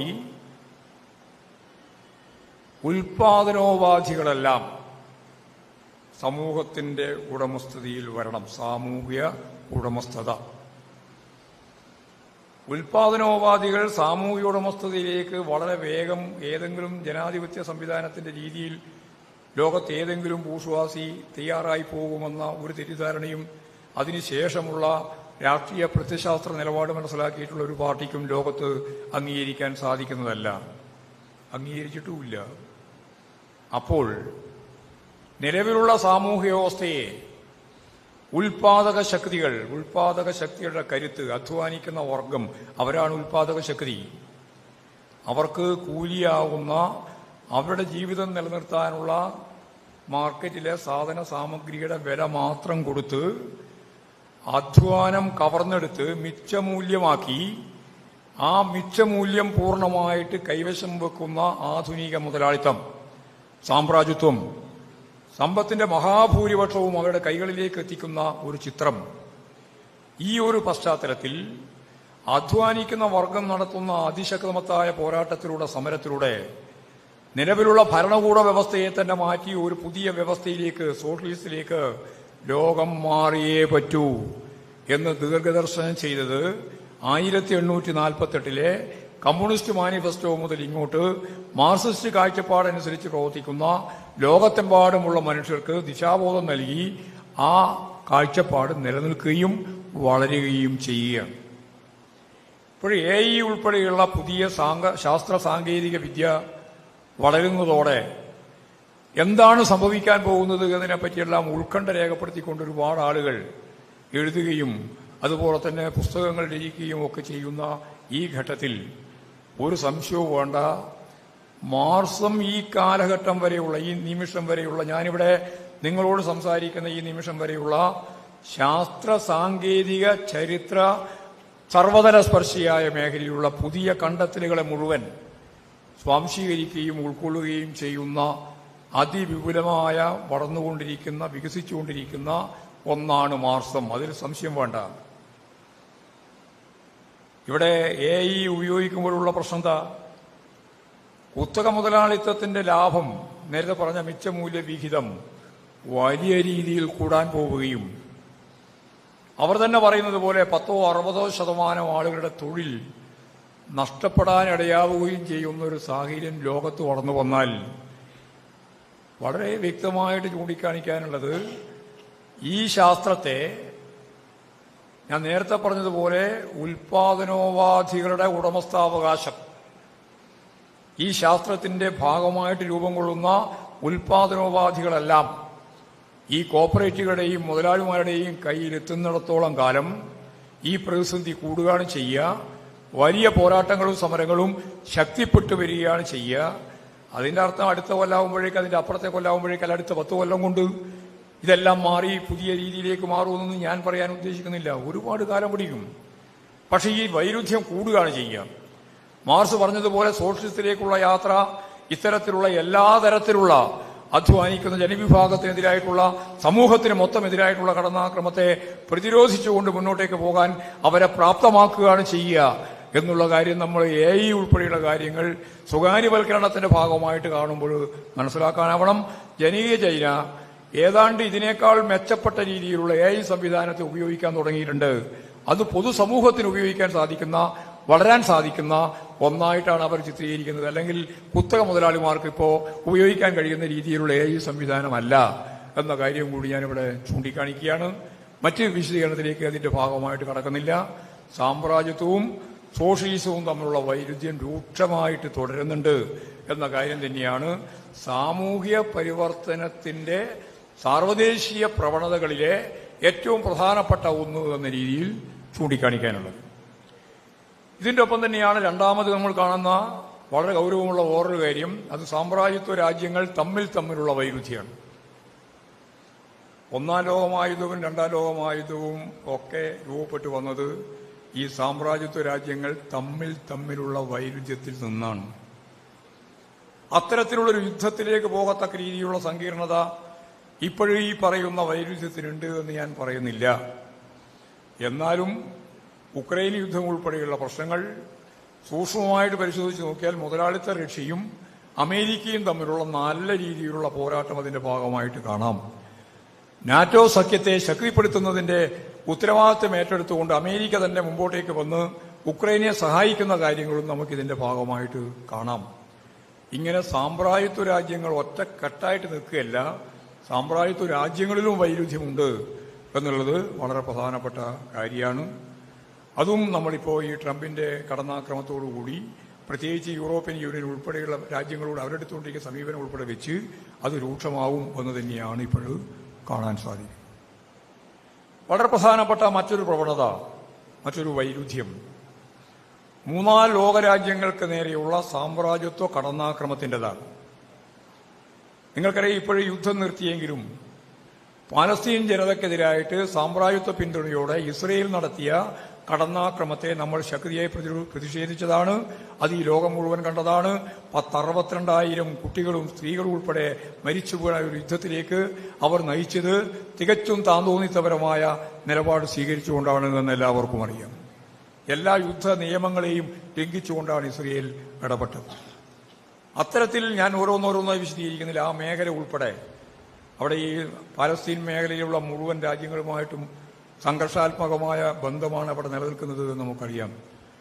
ഈ രീതിയിൽ പശ്ചിമേഷ്യയെ സമാധാനപൂർവമായ ഒരു രാഷ്ട്ര സമുച്ചയമാക്കി നിലനിർത്താൻ സാധിക്കാത്ത രീതിയിലുള്ള സാമ്രാജ്യത്വ ഇടപെടലും അതിന് മുമ്പന്തിയിൽ നിന്നുകൊണ്ട് ഇസ്രയേൽ നടത്തിക്കൊണ്ടിരിക്കുന്ന കടന്നാക്രമവും യുദ്ധവും എല്ലാം തന്നെ കാണിക്കുന്നത് ഞാൻ ഈ പറഞ്ഞ പ്രവണതയാണ്. മൂന്നാം ലോകരാജ്യങ്ങളും സാമ്രാജ്യത്വവും തമ്മിലുള്ള വൈരുദ്ധ്യത്തിന്റെ സ്ഥിതിയാണ്. ഇതിന്റെ എല്ലാം ഒപ്പം ലോകത്ത് കാണാൻ കഴിയുന്ന ഒരു പുതിയ ചിത്രം, ആ പുതിയ ചിത്രം പോരാടുന്ന ജനത അതിശക്തിയായിട്ട് ലോകത്തിന്റെ മുമ്പിൽ നല്ലതുപോലെ അടയാളപ്പെടുത്തി പ്രത്യക്ഷപ്പെടുന്നുണ്ട്. അമേരിക്കയിൽ ഉൾപ്പെടെ ശക്തിയായ സമരങ്ങൾ നടക്കുന്നുണ്ട്, പ്രക്ഷോഭങ്ങൾ ഉയർന്നു വരുന്നുണ്ട്. നമുക്കറിയാം, ആഫ്രിക്കൻ വൻകരയിൽ സൂക്ഷ്മമായി പരിശോധിച്ചാൽ നിരവധി രാജ്യങ്ങൾ, വെനസ്വേല ഉൾപ്പെടെ സാമ്രാജ്യത്വ വിരുദ്ധ സമീപനങ്ങൾ സ്വീകരിച്ച് ഇടതുപക്ഷ രാഷ്ട്രീയത്തിന്റെ ഭാഗമായി ഭരണ സംവിധാനങ്ങൾ കൈകാര്യം ചെയ്യുന്നതിലേക്ക് എത്തിച്ചേരുന്നു എന്നുള്ളത് നമുക്ക് കാണാൻ കഴിയുന്ന ഒരു ചിത്രമാണ്. അത് സോഷ്യലിസത്തിലേക്ക് എത്തിയെന്നൊന്നും നമുക്ക് പറയാൻ സാധിക്കില്ല. പക്ഷേ സാമ്രാജ്യത്വ വിരുദ്ധ പ്രസ്ഥാനമാണ്, ഇടതുപക്ഷ നിലപാടുകൾ കൈകാര്യം ചെയ്യുന്നവരാണ് ഡസൻ കണക്കിന് രാജ്യങ്ങൾ. ശ്രീലങ്കയെ ഇതിന്റെ ഭാഗമായിട്ട് തന്നെയാണ് കാണേണ്ടത്. സാമ്രാജ്യത്വ വിരുദ്ധ നിലപാടുകൾ സ്വീകരിച്ചുകൊണ്ട് തീവ്ര വലതുപക്ഷ സമീപനത്തിനെതിരായി നല്ല രീതിയിൽ ഒരു ബദൽ സംവിധാനം വെച്ച് മുന്നോട്ടേക്ക് വന്നപ്പോൾ ദസനായകയുടെ പ്രസ്ഥാനം അവിടെ ആദ്യം പ്രസിഡന്റായി. ആ പ്രസിഡന്റ് തെരഞ്ഞെടുപ്പ് പ്രഖ്യാപിച്ചപ്പോ 2/3 ഭൂരിപക്ഷത്തോടുകൂടി കമ്മ്യൂണിസ്റ്റ് നേതാവിന്റെ കൂട്ടുകെട്ടിന് 10-20 പാർട്ടികൾ കൂടിച്ചേർന്നുണ്ടാക്കിയിട്ടുള്ള കൂട്ടുകെട്ടിന് ഇപ്പോഴ് ശക്തിയായ അടിത്തറ ലഭിച്ചിരിക്കുന്നു എന്നുള്ളതും നമുക്ക് കാണാൻ കഴിയും. കമ്മ്യൂണിസ്റ്റ് നേതാവിന്റെ നേതൃത്വത്തിൽ നമ്മുടെ തൊട്ടടുത്ത രാജ്യമായിട്ടുള്ള നേപ്പാൾ ഈ രീതിയിൽ ഇടതുപക്ഷ നിലപാടുകൾ വെച്ച് മുമ്പോട്ടേക്ക് പോകുന്ന കാഴ്ചയും നമുക്ക് കാണാനാവും. ഞാൻ പറഞ്ഞു വരുന്നത്, ലോകവ്യാപകമായി സോഷ്യലിസത്തിലേക്ക്, സോഷ്യലിസ്റ്റ് പാതയിലേക്ക് പൂർണ്ണമായിട്ടില്ലെങ്കിലും ലോകത്തെമ്പാടുമുള്ള ജനത അവരഭിമുഖീകരിക്കുന്ന ഭരണകൂടത്തിന്റെ അവരുടെ ജീവിത നിലവാരവുമായിട്ട് ബന്ധപ്പെട്ട് ഈ പിന്നോക്കാവസ്ഥയെ അടിസ്ഥാനപ്പെടുത്തി വലിയ സമരങ്ങൾ, പോരാട്ടങ്ങൾ രൂപപ്പെട്ടു വരുന്നു. അത് 4ാമത്തെ പ്രധാനപ്പെട്ട വൈരുദ്ധ്യമാണ് ഭരണകൂട സംവിധാനവും ജനങ്ങളും തമ്മിലുള്ള വൈരുദ്ധ്യം. ഈ സാമ്രാജ്യത്വ രാജ്യങ്ങളും അതുപോലെ തന്നെ ഈ ഭരണകൂട, ഞാൻ നേരത്തെ പറഞ്ഞ എല്ലാ 3 വൈരുദ്ധ്യങ്ങൾക്കൊപ്പം ഭരണകൂടത്തിന് നേരെ അതിശക്തിയായ പ്രതിഷേധം, അത് അമേരിക്ക ഉൾപ്പെടെയുള്ള, ഇന്ത്യ ഉൾപ്പെടെയുള്ള ലോകത്തെമ്പാടുമുള്ള ഭരണ സംവിധാനത്തിനെതിരായിട്ട് നേരത്തെ പറഞ്ഞ ആഗോളവൽക്കരണം ഉൾപ്പെടെ നടപ്പിലാക്കിയതിന്റെ ഭാഗമായി ജനങ്ങൾക്ക് കിട്ടിക്കൊണ്ടിരിക്കുന്ന ആനുകൂല്യങ്ങൾ ഓരോന്നോരോന്നായി ഇല്ലായ്മ ചെയ്തുകൊണ്ടിരിക്കുകയും കേന്ദ്രീകൃതമായ സമ്പത്ത്, ഞാൻ നേരത്തെ പറഞ്ഞ ഏറ്റവും കൂടുതൽ സമ്പത്ത് കൈവശം വെക്കുന്ന കോർപ്പറേറ്റുകൾ രൂപപ്പെട്ട് ശക്തിപ്പെട്ട് ഇന്ത്യയിലൊക്കെ ആണെങ്കിൽ ക്രോണി ക്യാപിറ്റലിസം തന്നെ വളർന്നു വരുന്ന ഒരു സാഹചര്യം നമ്മൾ കാണുന്നുണ്ട്. അതിനെതിരായ ജനകീയ രോഷപ്രകടനം വമ്പിച്ച രീതിയിൽ ലോകവ്യാപകമായി സമരങ്ങളായി, പണിമുടക്കുകളായി, പോരാട്ടങ്ങളായി, പ്രകടനങ്ങളായി രൂപപ്പെട്ടു വരുന്നു എന്നുള്ളതും ഇന്നത്തെ സാർവദേശീയ തലത്തിലുള്ള പ്രധാനപ്പെട്ട ഒരു പ്രവണതയായിട്ട് തന്നെ വേണം നമുക്ക് കാണാം. ഇതിന്റെ ഒപ്പം ചേർത്ത് വേണം ദേശീയ രാഷ്ട്രീയത്തെ സംബന്ധിച്ച് വിശദീകരിക്കാൻ. നമുക്കറിയാം, ദേശീയ രാഷ്ട്രീയത്തിന്റെ ഭാഗമായിട്ട്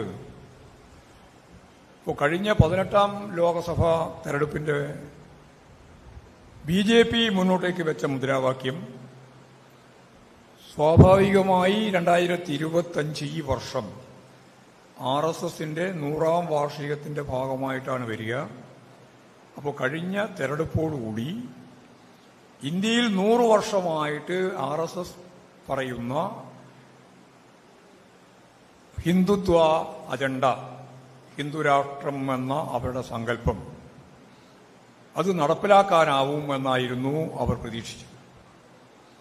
അത് ഉന്നം വെച്ചുകൊണ്ടാണ് അവർ പറഞ്ഞത് 370 സീറ്റ് മുതൽ 430 സീറ്റ് വരെ BJP നേടാം. അപ്പോൾ അതിനെന്താ പ്രതിരോധിക്കാനുള്ള വഴി? CPIM-ന്റെ 23-ാം പാർട്ടി കോൺഗ്രസ് കണ്ണൂരിൽ ചേർന്ന് അത് അംഗീകരിച്ച രാഷ്ട്രീയ പ്രമേയത്തിൽ BJP-യുടെ ഈ അപകടകരമായ ഫാസിസ്റ്റിക് രീതിയിലുള്ള കടന്നാക്രമത്തെ നമുക്കെങ്ങനെയാണ് പ്രതിരോധിക്കാനാവുക എന്ന കാര്യം ചർച്ച ചെയ്തപ്പോൾ കൃത്യമായി ഒരു നിലപാട് ഞങ്ങൾ സ്വീകരിച്ചു. അത് CPIM-ന് ഇന്ത്യയിലാകെയുള്ള സ്വാധീനം അടിസ്ഥാനപ്പെടുത്തിയിട്ട് BJP-യെ അധികാരത്തിൽ ഒഴിവാക്കാനൊന്നും സാധിക്കുന്നതല്ല. പക്ഷെ ഒരു നിലപാട് ഞങ്ങൾ വെച്ചു. അതെന്താ? BJP-യെ തോൽപ്പിക്കാനാവും. അതുവരെ BJP-യെ തോൽപ്പിക്കാനാവില്ല എന്നാണ് അവരുടെ ധാരണ. ഒന്നാമത്തെ ടേം കഴിഞ്ഞു, രണ്ടാമത്തെ ടേം വന്നു. ഇനി BJP-ക്ക് അതിശക്തിയായി മുന്നോട്ടേക്ക് പോകാനുള്ള സൗകര്യമാണ് രൂപം കൊള്ളുന്നത് എന്നായിരുന്നു പൊതുവെയുള്ള ധാരണ. അപ്പോഴാണ് CPIM പറഞ്ഞത് സാധ്യതയുണ്ട്. എങ്ങനെയാണ് സാധ്യതയുണ്ട് എന്ന് പറഞ്ഞു വെക്കൽ? അതിന്റെ വഴി എന്താണെന്ന് കണ്ടു. BJP-യെ തോൽപ്പിക്കണമെങ്കിൽ ഓരോ സംസ്ഥാനവും ഓരോ യൂണിറ്റായി എടുക്കണം. ആ യൂണിറ്റായി എടുക്കുന്ന സംസ്ഥാനത്തിൽ BJP വിരുദ്ധ വോട്ട് ചോർന്നു പോകാതെ BJP-ക്കെതിരായി ഏത് മണ്ഡലം ഏത് സ്ഥാനാർത്ഥി എന്ന് തീരുമാനിച്ച് ഒരൈക്യപ്രസ്ഥാനം രൂപപ്പെടുത്തി BJP വിരുദ്ധ വോട്ടുകൾ ഏകോപിതമാക്കണം. ഇതാണ് CPIM മുന്നോട്ടേക്ക് വെച്ച രാഷ്ട്രീയ പ്രമേയത്തിന്റെ ഒരു പ്രധാനപ്പെട്ട ഭാഗം. അതുകൂടി വെച്ചുകൊണ്ട് സഖാവ് യെച്ചൂരി ഉൾപ്പെടെയുള്ള പാർട്ടി നേതൃത്വം നടത്തിയ വലിയ ഒരു നീക്കത്തിലൂടെയാണ് ഏറ്റവും അവസാനം ഇന്ത്യ വേദി, ഇന്ത്യ ബ്ലോക്ക് യഥാർത്ഥത്തിൽ ഉയർന്നു വന്നത്. സഖാവ് സീതാറാം യെച്ചൂരി അന്തരിച്ചപ്പോൾ ഇവിടെ എത്തിച്ചേർന്ന് പിന്നീട് രാഹുൽ ഗാന്ധി പറഞ്ഞു, ഇന്ത്യ ബ്ലോക്കിന്റെ ശില്പിയാണ് സഖാവ് സീതാറാം യെച്ചൂരി. അത് വെറുതെ പറഞ്ഞൊരു ഭംഗി വാക്കല്ല. കാരണം ഇങ്ങനെയൊരു രാഷ്ട്രീയ നിലപാട് സ്വീകരിക്കുകയും അതിന്റെ ഭാഗമായി പ്രായോഗിക തലത്തിൽ നിതീഷാണ് ആദ്യം പുറപ്പെട്ടത്. ബീഹാറിന്റെ മുഖ്യമന്ത്രി നിതീഷ് കുമാർ CPIM-വുമായിട്ട് ചർച്ച ചെയ്ത് ഇവരെല്ലാമായിട്ട് ചർച്ച ചെയ്യാൻ തീരുമാനിച്ച് ഒരു ഘട്ടം മുമ്പോട്ടേക്ക് വന്നപ്പോൾ കോൺഗ്രസിന്റെ ഈ വലിയേട്ടൻ മനോഭാവം അപ്പോഴും പ്രത്യക്ഷപ്പെട്ടു. എന്നിട്ട് പറഞ്ഞു, ഇതിന്റെ ചെയർമാനായി കോൺഗ്രസിന്റെ പ്രസിഡന്റ് വരണം, ഖാർഗെ വരണം. അപ്പോൾ മനസ്സിലായി നിതീഷിന് ഇത് വേറെ കളിയാണ്. അപ്പോൾ തന്നെ, അല്ലെങ്കിൽ കാര്യമാറ്റത്തിന്റെ ആശാനാണ്, അപ്പോൾ തന്നെ കാര്യം മാറി നേരെ BJP ക്യാമ്പിലേക്ക് നിതീഷ് കുമാർ പോയി. അപ്പോൾ അതുവരെ വന്ന കെട്ടിപ്പൊക്കി കൊണ്ടുവന്ന ഒരു ഇന്ത്യ ബ്ലോക്ക് എന്ന ഒരു പൊതുവായ വേദിക്ക് മങ്ങലേൽക്കുന്ന സാഹചര്യം വന്നപ്പോൾ അപ്പോഴും സഖാവ് സീതാറാം യെച്ചൂരിയാണ് പറഞ്ഞത്, 37% വോട്ടാണ് BJP-ക്കുള്ളത്. 37% വോട്ട് ഇന്ത്യയിൽ. അതിന്റെ അർത്ഥം 63% വോട്ട് BJP വിരുദ്ധമാണ്. ഈ 37% വോട്ട് കിട്ടിയപ്പോൾ നിതീഷ് കുമാർ BJP-ക്കൊപ്പം തന്നെയായിരുന്നു. അപ്പൊ അതിന്റെ അകത്ത് നഷ്ടമില്ല. ശരിയായൊരു ദിശാബോധത്തോടുകൂടി നമുക്ക് പ്രവർത്തിക്കാൻ കഴിഞ്ഞാൽ ഇനിയും BJP-യെ തോൽപ്പിക്കാം എന്ന് നമ്മൾ പറഞ്ഞു. തുടർന്നാണ് കൂടി ആലോചനയെല്ലാം വന്ന് അവസാനം ഇന്ത്യ ബ്ലോക്ക് വന്ന് ഓരോ സംസ്ഥാനവുമായിട്ട് ചർച്ച തുടങ്ങി. അങ്ങനെ ഓരോ സംസ്ഥാനത്തും ഇവിടെ കർണാടക മുതൽ തമിഴ്നാട് ഉൾപ്പെടെയുള്ള എല്ലാ സംസ്ഥാനത്തിന്റെ ഭാഗമായിട്ട് ചർച്ച വന്നു. ഒരു പൊതു മനസ്സ് രൂപപ്പെട്ടു, BJP-യെ തോൽപ്പിക്കാനാവും.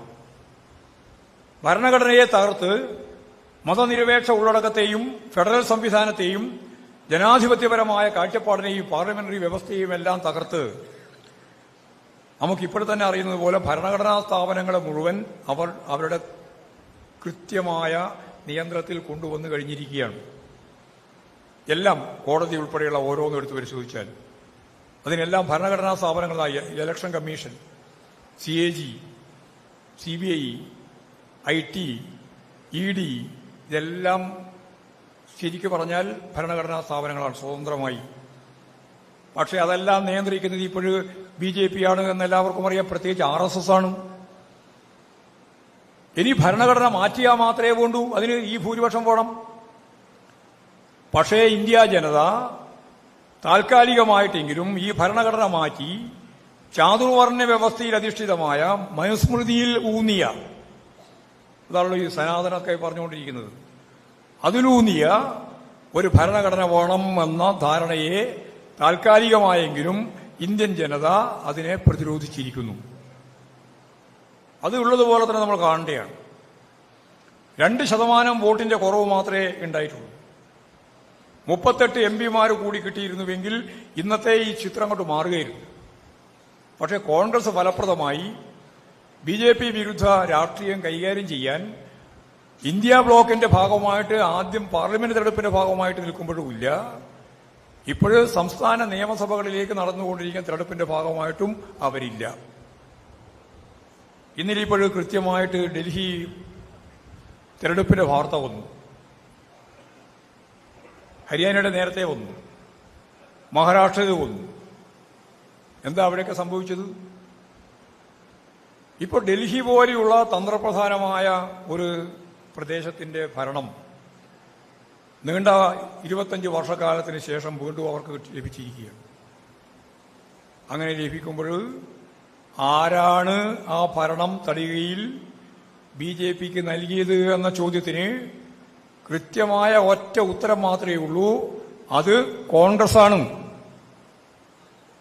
ഇന്ത്യ ബ്ലോക്കിന്റെ ഭാഗമായിട്ട് കോൺഗ്രസിനും അതുപോലെ തന്നെ AIP ഉൾപ്പെടെയുള്ളവർക്ക് യോജിച്ച് നിൽക്കാനാവാത്ത സാഹചര്യം സൃഷ്ടിച്ചത് കോൺഗ്രസാണ്. പഴയ വല്യേട്ടൻ മനോഭാവം ഇപ്പോഴും തുടരുകയാണ്. ഞങ്ങൾ മഹാമേരുവാണെന്നാണ് ഇപ്പോഴും പറഞ്ഞുകൊണ്ടിരിക്കുന്നത്. എവിടെ? കഴിഞ്ഞ തെരഞ്ഞെടുപ്പിലും അതിന്റെ മുൻ തെരഞ്ഞെടുപ്പിലും ഈ തെരഞ്ഞെടുപ്പിലും കോൺഗ്രസിന്റെ സീറ്റ് വട്ടപൂജ്യമാണ്. ഒരു സീറ്റും കിട്ടിയിട്ടില്ല. മനോരമക്കൊരു ആശ്വാസം, 2% വോട്ട് കൂടുതൽ കിട്ടിയിട്ടുണ്ട്. കൂടുതൽ കിട്ടിയിട്ട് എന്തിനാണ് പുഴുകി തിന്നാനാണ്? എന്തിനാണ്? BJPയുടെ ഗവൺമെന്റിനെ അവിടെ കൊണ്ടുവരുന്നതിന് വേണ്ടിയുള്ള ബോധപൂർവമായ പ്രവർത്തനമല്ലേ കോൺഗ്രസ്? ആർക്കാ അറിയാത്തത്? ഇന്ത്യൻ രാഷ്ട്രീയത്തിന്റെ എന്തെങ്കിലും ഭാഗം അറിയുന്ന എല്ലാവർക്കും അറിയാം, BJPക്കെതിരായിട്ട് യോജിച്ച് മത്സരിച്ചില്ല എങ്കിൽ അവിടെ BJPക്കാണ് മുൻകൈ കിട്ടാൻ പോകുന്നത്. ഇപ്പോഴത്തെ 42%-ലധികം വോട്ട് AIPക്കുണ്ട്. അവിടെ 22 സീറ്റേ കിട്ടിയിട്ടുള്ളൂ. 44 സീറ്റ് കോൺഗ്രസിന് കിട്ടി. അവർക്ക് കിട്ടിയ സീറ്റിന് അവരുടെ ശതമാനം കൂടിയ 2% അധികമാണ്. 6% വോട്ട് കോൺഗ്രസിനുണ്ട്. 6% വോട്ട് കോൺഗ്രസിനുണ്ട്. ആ 6% കൂടി കൂട്ടിയാൽ യഥാർത്ഥത്തിൽ ഏതാണ്ട് 50% വോട്ടാവും BJP വിരുദ്ധ വിഭാഗത്തിന്. 50% വോട്ട് കിട്ടിയിരുന്നുവെങ്കിൽ ഇന്നത്തെ ഈ 22 മറികടന്ന് അവിടെ BJPയെ തോൽപ്പിച്ച് AIPയുടെ നേതൃത്വത്തിലുള്ള ഒരു കൂട്ടുകക്ഷി ഗവൺമെന്റിന് അധികാരത്തിൽ വരാൻ കഴിയുമായിരുന്നു. പക്ഷേ ഏറ്റവും വലിയ അഴിമതിക്കാരൻ കെജ്രിവാളാണ് എന്ന് പ്രസംഗിച്ചുകൊണ്ട് നടക്കുകയായിരുന്നു കോൺഗ്രസിന്റെ ഏറ്റവും പ്രമുഖനായ രാഹുൽ ഗാന്ധി ഉൾപ്പെടെയുള്ള നേതാക്കൾ. ഇതെവിടെയാണ് എത്തിച്ചത്? ഇതെത്തിച്ചിട്ടുള്ളത് കോൺഗ്രസിന്റെ കയ്യിൽ നിന്ന് ഈ പറയുന്ന രീതിയിലുള്ള ഒരു നിലപാട് സ്വീകരിക്കാത്ത പശ്ചാത്തലത്തിൽ അതിന്റെ പൂർണ്ണമായ കൃത്യമായ രീതിയിലുള്ള ഗുണഭോക്താവായി BJP മാറി. BJP കോൺഗ്രസിന്റെ ചെലവിൽ ആ സംസ്ഥാനത്ത് ഇപ്പോഴും അധികാരത്തിൽ വന്നിരിക്കുന്നു. പ്രിയങ്ക ഗാന്ധി എന്ന് പറഞ്ഞത് ഒരുപാട് പഠിക്കാനുണ്ട്. എപ്പോ പഠിക്കാനാ? ഹരിയാന വന്നപ്പോൾ ഇങ്ങനെയാ പറഞ്ഞ പഠിക്കാനുണ്ട്. എന്ത് പഠിക്കല്? നിങ്ങൾ ലളിതമായി പഠിക്ക്. BJPയെ തോൽപ്പിക്കണമെങ്കിൽ BJP വിരുദ്ധ വോട്ടുകൾ ഛിന്ന ഭിന്നമായി കൂടാ എന്ന ഞങ്ങൾ 23-ാം പാർട്ടി കോൺഗ്രസിൽ പറഞ്ഞത് എല്ലാ സംസ്ഥാനത്തിനും ബാധകമായതുപോലെ ഡൽഹിക്കും ബാധകമായിരുന്നു. പക്ഷേ ആ നിലപാട് സ്വീകരിക്കാൻ കോൺഗ്രസ് തയ്യാറായില്ല എന്നുള്ളതിന്റെ ഭാഗമായി യഥാർത്ഥത്തിൽ നമ്മൾ ആഗ്രഹിച്ച രീതിയിൽ BJPയെ തളക്കാൻ അവിടെ ആയില്ല എന്നുള്ളതാണ് സംഭവം. കോൺഗ്രസിന്റെ ചെലവിലാണ് BJP ഒരു ഗവൺമെന്റ് തന്നെ കിട്ടി കൈകാര്യം ചെയ്യാൻ ശേഷി നേടിയത്. ഇത് നമ്മൾ ഡൽഹി കേന്ദ്രത്തിൽ കാണുന്ന ഒരു ചിത്രമാണ്.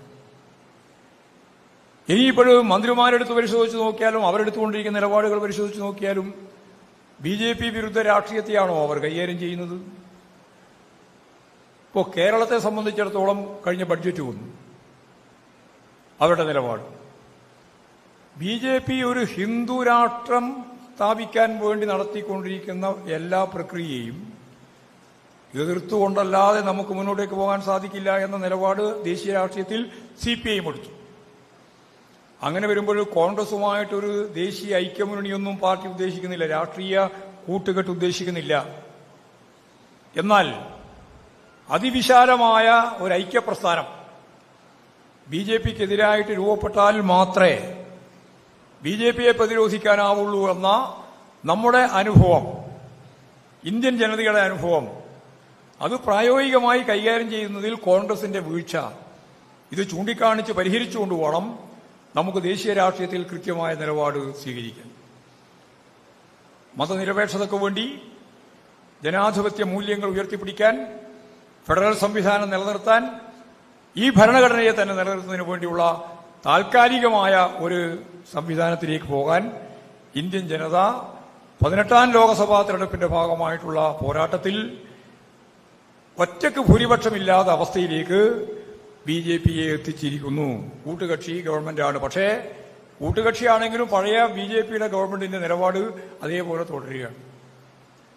നിങ്ങൾക്കറിയുന്നത് പോലെ പൗരത്വ ഭേദഗതി നിയമം കൊണ്ടുവന്ന് മതരാഷ്ട്രമാക്കാനുള്ള ശ്രമം ആദ്യം തന്നെ തുടങ്ങി. ഏക സിവിൽ കോഡ് ഇപ്പോൾ ഓരോ സംസ്ഥാനത്തിലായി നടപ്പിലാക്കി അവസാനം കേന്ദ്രത്തിൽ നടപ്പിലാക്കാനുള്ള ശ്രമം നടക്കുകയാണ്. അതേപോലെ വളരെ പ്രധാനപ്പെട്ടതാണ് ഒരു രാജ്യം ഒരു തെരഞ്ഞെടുപ്പ് എന്നുള്ള സ്വേച്ഛാധിപത്യപരമായ രീതി. എല്ലാം നിയമം നടപ്പിലാക്കുന്നു എന്ന് പറഞ്ഞുകൊണ്ടാണ് കാര്യങ്ങൾ ചുട്ടപ്പം പോലെ തീരുമാനിച്ചു പോകുന്നത് എന്ന് നമുക്ക് അറിയാം. യഥാർത്ഥത്തിൽ ഇന്ത്യ ജനാധിപത്യ സംവിധാനത്തിൽ നിന്ന് വളരെ വേഗം അകന്ന് ഈ പറയുന്ന രീതിയിലുള്ളൊരു ഫാസിസ്റ്റിക് രീതിയിലൂടെ ഹിന്ദുത്വ അജണ്ടയിലേക്ക് നീങ്ങാൻ നടത്തിക്കൊണ്ടിരിക്കുന്ന ശ്രമത്തെ ലാഘവ ബുദ്ധിയോടുകൂടിയല്ല, വളരെ ഗൗരവപൂർണമായ ശരിയായ നിലപാടോടുകൂടിയാണ് പാർട്ടി കാണുന്നത്. അതുകൊണ്ട് അതിവിപുലമായ ജനാധിപത്യ ശക്തികളുടെ ഐക്യം വേണം. അതിലെ ദൗർബല്യമാവുന്ന കോൺഗ്രസിന്റെ നിലപാടിൽ തിരുത്തൽ വേണം. രാഷ്ട്രീയമായ കൂട്ടുകെട്ടുണ്ടാക്കാൻ ഉദ്ദേശിക്കുന്നില്ലെങ്കിലും വിശാലമായ വേദിയിൽ ഇവരെയെല്ലാം നിലനിർത്തി പോകാൻ കഴിയണം എന്നാണ് CPIM ചൂണ്ടിക്കാണിക്കുന്ന പ്രധാനപ്പെട്ട കാര്യം. കേരള രാഷ്ട്രീയത്തിലേക്ക് കടന്നു വന്നാൽ നമ്മൾ കാണുന്ന ഒരു ചിത്രം, കേന്ദ്ര ഗവൺമെന്റ് ബഡ്ജറ്റ് അവതരിപ്പിച്ചു. ആ ബഡ്ജറ്റിന്റെ മേലെ ഇവിടെ വലിയ ചർച്ച നടന്നു. പക്ഷെ മിക്കവാറും പത്രങ്ങളെല്ലാം, മാധ്യമങ്ങളെല്ലാം കേരളത്തിന് ഒന്നും തന്നില്ല, കേരളത്തിന്റെ പേരേ ഉച്ചരിച്ചില്ല, കേരളത്തിന്റെ 24,000 കോടി ഉറുപ്പിക നമ്മുടെ ധനകാര്യ വകുപ്പ് മന്ത്രി കൊടുത്ത പ്രത്യേക പാക്കേജ് ഉണ്ട്, 3-4 കാര്യങ്ങൾ ചൂണ്ടിക്കാണിച്ചിട്ട്. അത് വയനാട് ദുരന്തത്തിന്റെ പുനരധിവാസ പാക്കേജ് ഉൾപ്പെടെയാണ്. എല്ലാം കൊടുത്തിട്ടും ഒരു നയാ പൈസ നമുക്ക് അനുവദിച്ചില്ല. വയനാട് ദുരന്തം പരിഹരിക്കുന്നതിന് വേണ്ടിയുള്ള പുനരധിവാസത്തിന് ഒരു പൈസയും തരും എന്ന് ഇപ്പോഴും പറയുന്നില്ല. നമുക്ക് കഴിഞ്ഞ പ്രാവശ്യം കിട്ടേണ്ടിയിരുന്ന 57,000 കോടി ഉറുപ്പിയുടെ നഷ്ടമാണ് യഥാർത്ഥത്തിൽ ഉണ്ടായത്. 7,000 കോടി ഉറുപ്പിക കേന്ദ്ര സംസ്ഥാന ഗവൺമെന്റുകൾ നടപ്പിലാക്കേണ്ടുന്ന പദ്ധതിയുടെ ഭാഗമായിട്ട് തരേണ്ടുന്ന കേന്ദ്ര വിഹിതവും തന്നില്ല. നെല്ല് ശേഖരിച്ചതിന്റെ ഭാഗമായിട്ട് തരേണ്ട 1,000 കോടി ഉറുപ്പിക അതും കിട്ടിയില്ല.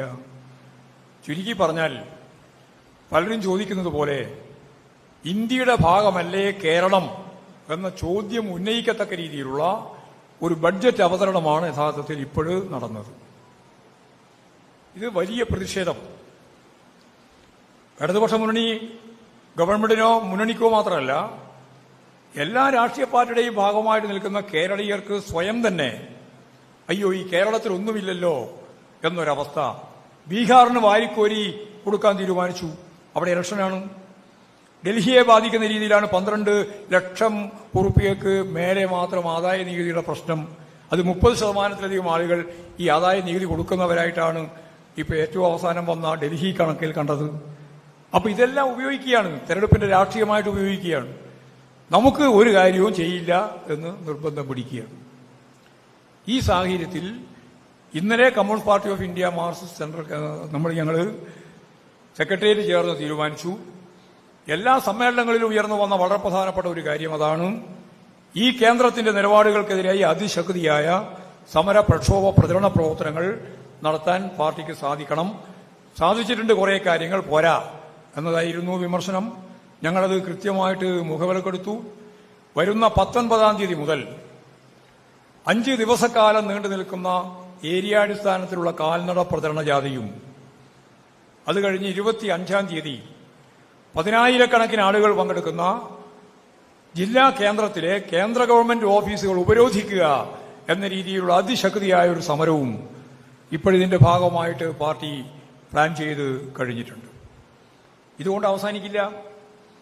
ഇനിയും കേരളത്തിലെ ജനങ്ങൾക്ക് വേണ്ടി കേരളത്തിലെ ജനങ്ങൾ ഇന്ത്യയുടെ ഭാഗമാണെന്ന വ്യക്തമായ ധാരണ കേന്ദ്ര ഗവൺമെന്റിൽ ഉണ്ടാക്കത്തക്ക രീതിയിലുള്ള വലിയ പോരാട്ടങ്ങൾക്ക്, സമരങ്ങൾക്ക് നമുക്ക് നേതൃത്വം നൽകേണ്ടി വരും എന്നുള്ളത് തന്നെയാണ് അത് സംബന്ധിച്ച് ചൂണ്ടിക്കാണിക്കാൻ ഉള്ളത്.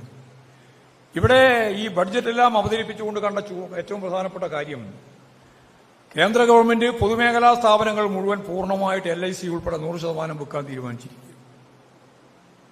അതുവഴി ആയിരക്കണക്കിന് കോടി ഉറുപ്പിക, ലക്ഷക്കണക്കിന് കോടി ഉറുപ്പിക ഉണ്ടാക്കാനാവും എന്നാണ് അവരിപ്പോ കരുതുന്നത്. എന്ന് പറഞ്ഞാൽ ആഗോളവൽക്കരണ നിലപാടിന്റെ അമേരിക്ക ഉപേക്ഷിച്ച പരിപാടി ഇവിടെ ഇപ്പോൾ വളരെ ഫലപ്രദമായി നടപ്പിലാക്കാൻ ബഡ്ജറ്റിലൂടെ തീരുമാനിച്ചിരിക്കുന്നു നരേന്ദ്രമോദി ഗവൺമെന്റ് എന്നർത്ഥം. അപ്പോ സ്വകാര്യവൽക്കരണത്തിന്റെ പുതിയ ഒരു തലം ഉയർന്നു വരുന്നതോടുകൂടി തൊഴിലില്ലായ്മ രൂക്ഷമാവാൻ പോവാണ്. പട്ടിണി, ലോകത്തിൽ ഏറ്റവും കൂടുതൽ പട്ടിണി കിടക്കുന്ന രാജ്യത്തിൽ 105-ാമത്തെ സ്ഥാനമാണ് നമ്മുടെ രാജ്യത്ത്. നമ്മുടെ തൊട്ടയൽവക്കത്തുള്ള രാജ്യങ്ങളൊന്നും നമ്മുടെ താഴെയില്ല, അവരെല്ലാം നമ്മുടെ മേലെയാണ്. നമ്മൾ 105-ാമത്തെ സ്ഥാനത്താണ്. ഇങ്ങനെ ഒരു ഭാഗത്ത് തൊഴിലില്ലായ്മ, മറുഭാഗത്ത് പട്ടിണി, ഇങ്ങനെയുള്ള ജനങ്ങളുടെ ജീവിതം, ദുരിതങ്ങൾ, ഉള്ളവരുടെ തന്നെ തൊഴിൽ നഷ്ടപ്പെടുന്ന ഒരവസ്ഥ, ഇതെല്ലാമാണ് ദേശീയ രാഷ്ട്രീയത്തിന്റെ ഭാഗമായിട്ട് നമ്മൾ അഭിമുഖീകരിക്കുന്നത്. ഇതിനെല്ലാം പ്രതിരോധിച്ചുകൊണ്ടുള്ള വമ്പിച്ച പോരാട്ടങ്ങളും സമരങ്ങളും തൊഴിലാളികൾ, കൃഷിക്കാർ ഉൾപ്പെടെ നടത്തിക്കൊണ്ടിരിക്കുന്ന ഏറ്റവും ശക്തമത്തായ പ്രതിരോധങ്ങൾ ഈ ഇന്ത്യയിലും നമ്മൾ കണ്ടുകൊണ്ടിരിക്കുന്നുണ്ട്. അതൊക്കെ ശക്തിപ്പെടുത്തി മുമ്പോട്ടേക്ക് കൊണ്ടുപോകാൻ കഴിയേണ്ടതുണ്ട്. അതിന് ഒന്നാമത്തെ കാര്യം CPIM സ്വതന്ത്രമായി ശക്തിപ്പെടണം. ഞങ്ങളത് കൃത്യമായിട്ട് കാണുകയാണ്. ശരിയായ നിലപാട് സ്വീകരിച്ച് മുമ്പോട്ടേക്ക് പോകാൻ, മതനിരപേക്ഷ ഉള്ളടക്കത്തിന്റെ ഭാഗമായിട്ട് പോകാൻ CPIM-ന് ഇടതുപക്ഷ പ്രസ്ഥാനത്തിനാണ് സാധിക്കുക. അതുകൊണ്ട് സ്വതന്ത്രമായ CPIM സ്വാധീനം വികസിപ്പിക്കണം ദേശീയ രാഷ്ട്രീയത്തിൽ. ഇടതുപക്ഷ ഐക്യം, ഈ കാര്യങ്ങളെല്ലാം വെച്ചുകൊണ്ട് ഇപ്പോൾ ഐക്യം രൂപപ്പെടുത്താൻ വേണ്ടിയുള്ള പ്രവർത്തനങ്ങൾ നടന്നു വരികയാണ്. അവർ ദേശീയ അടിസ്ഥാനത്തിലുള്ള ഒരു ക്യാമ്പയിൻ തന്നെ ഇപ്പോൾ തീരുമാനിച്ചിട്ടുണ്ട്. ആ ദേശീയ അടിസ്ഥാനത്തിലുള്ള ക്യാമ്പയിൻ ശക്തിപ്പെടുത്താൻ നമുക്ക് സാധിക്കണം. ഇടതുപക്ഷ ഐക്യം ശക്തിപ്പെടണം. അതിവിശാലമായ രീതിയിലുള്ള ഈ പോരാട്ടവും ശക്തിപ്പെടുത്തണം.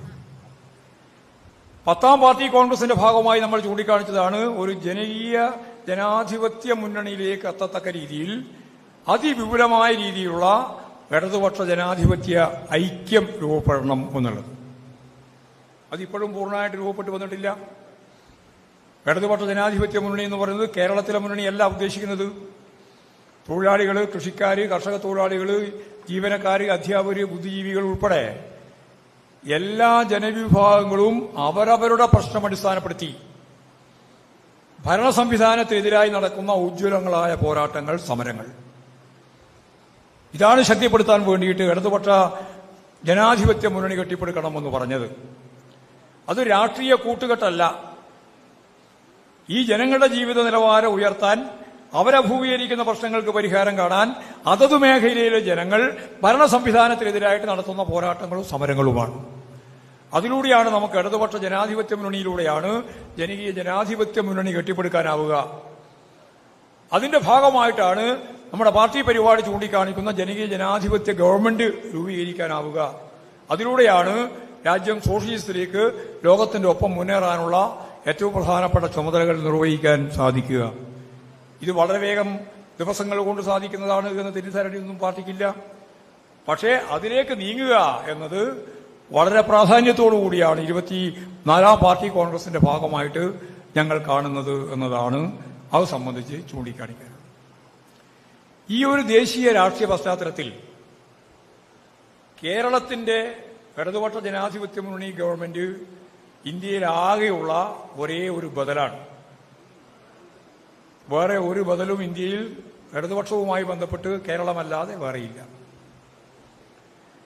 ഈ ഇടതുപക്ഷ മുന്നണി ഗവൺമെന്റിനെയും അത് നേതൃത്വം കൊടുക്കുന്ന CPIM-നെയും തകർക്കുക, എന്നതാണ് ഞങ്ങളുടെ ഉന്നം എന്ന് പരസ്യമായിട്ട് പറഞ്ഞ രാഷ്ട്രീയ നേതാവാണ് നരേന്ദ്രമോദി. നിങ്ങൾ ഓർക്കുണ്ടാവും,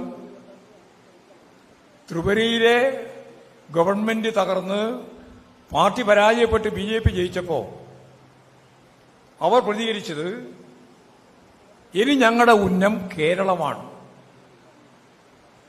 പല നേതാക്കളും പറഞ്ഞു ഞങ്ങൾക്ക് UP-യെക്കാളും പ്രധാനമാണ് കേരളം. അത് നമുക്കെല്ലാവർക്കും മുമ്പേ അറിയാം. 80കളുടെ ആദ്യം ഈ കേരളത്തിൽ കണ്ണൂർ ജില്ല ഒരു ജില്ല എന്ന രീതിയിൽ RSS കൃത്യമായിട്ട് അവരങ്ങോട്ട് അതിനെ ഏറ്റെടുത്തു. അങ്ങനെയാണ് അവർ പറഞ്ഞത്, ഞങ്ങളിതിനെ ഏറ്റെടുത്തിരിക്കുകയാണ് കണ്ണൂരിനെ. ഈ കണ്ണൂരിനെ ഏറ്റെടുത്തുകൊണ്ട് അവരെന്താ ചെയ്തേ? മുഖപരിചയം പോലുമില്ലാതെ ബീഡി തൊഴിലാളികൾ രാവിലെ മുതൽ വൈകുന്നേരം വരെ പണിയെടുക്കുന്ന ബീഡി കമ്പനിക്ക് നേരെ ഒരേ സമയം ഒരു തീയതി നിശ്ചയിച്ച് കേരളത്തിന്റെ വിവിധ മേഖലയിൽ നിന്നുള്ള RSS ക്രിമിനലുകളെ കൊണ്ടുവന്ന് തലശ്ശേരി താലൂക്കിൽ നിരവധി ബീഡി കമ്പനിക്ക് നേരെ കടന്നാക്രമണം നടത്തി. ആരാണെന്നോ ആരെയാണെന്നോ ഒരു ധാരണയില്ല. ബീഡി കമ്പനിയിലുള്ളത് കമ്മ്യൂണിസ്റ്റുകാരാണ് എന്ന് അവർക്ക് പൊതുവെ അറിയാം. അത് അനുഭാവിയാവാം, മെമ്പറാവാം. ബീഡി കമ്പനിക്ക് നേരെ ബോംബെറിഞ്ഞാൽ ആ ബോംബ് കൊണ്ട് മരിക്കുക കമ്മ്യൂണിസ്റ്റുകാരായിരിക്കും. അതിന്റെ അപ്പുറത്ത് ഒരു കാര്യവും അവരാലോചിച്ചിട്ടില്ല. അപ്പോൾ ഒരു വലിയ ഭീതി ഉണ്ടാക്കാനാവും. നമ്മുടെ ദത്തെടുത്ത കണ്ണൂരിലെ പാർട്ടി കേന്ദ്രമായ ബീഡി കമ്പനിയിലേക്ക് RSSന്റെ കേരളത്തിന്റെ വിവിധ മേഖലയിൽ നിന്ന് റിക്രൂട്ട് ചെയ്ത് കൊണ്ടുവന്ന ക്രിമിനലുകളെ ഒരു നിശ്ചിത സമയത്ത് ഒരേപോലെ ബോംബാക്രമണത്തിന് തയ്യാറാക്കി ബോംബും കൊണ്ട് വാഹനവുമായി ആക്രമിച്ച സംഭവം നമുക്കറിയാം. 1980കളുടെ ആദ്യം തടത്തിൽ ബാലൻ ഉൾപ്പെടെയുള്ള സഖാക്കൾ മരിച്ചു. പാനൂര്, ചെമ്പാട് നിരവധി സഖാക്കൾക്ക് പരിക്കേറ്റു.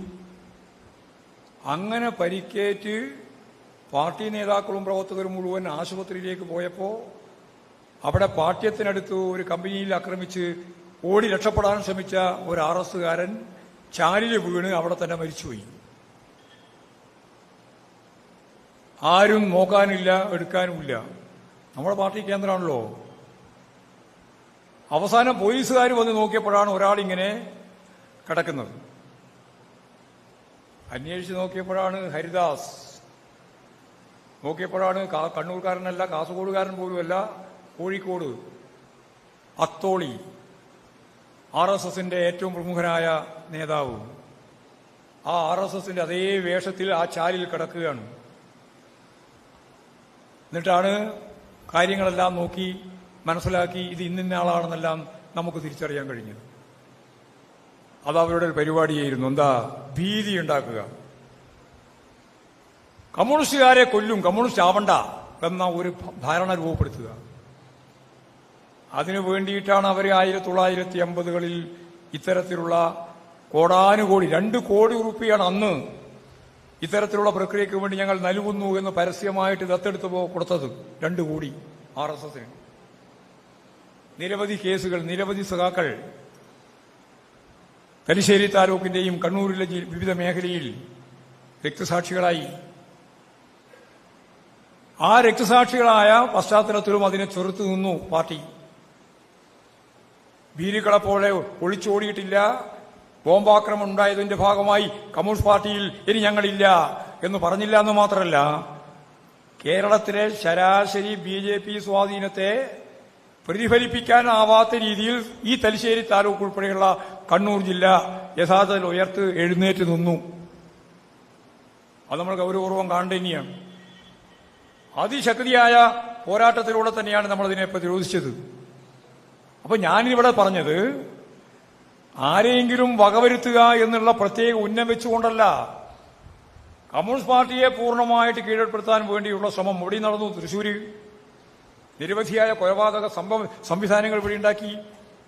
ആലപ്പുഴയിലുണ്ടാക്കി. നിരവധിയായ കണ്ണൂർ ജില്ല പോലെ തന്നെ നിരവധിയായ ജില്ലകളിൽ ഇത്തരത്തിലുള്ള കടന്നാക്രമങ്ങൾ അവർ നടത്തി.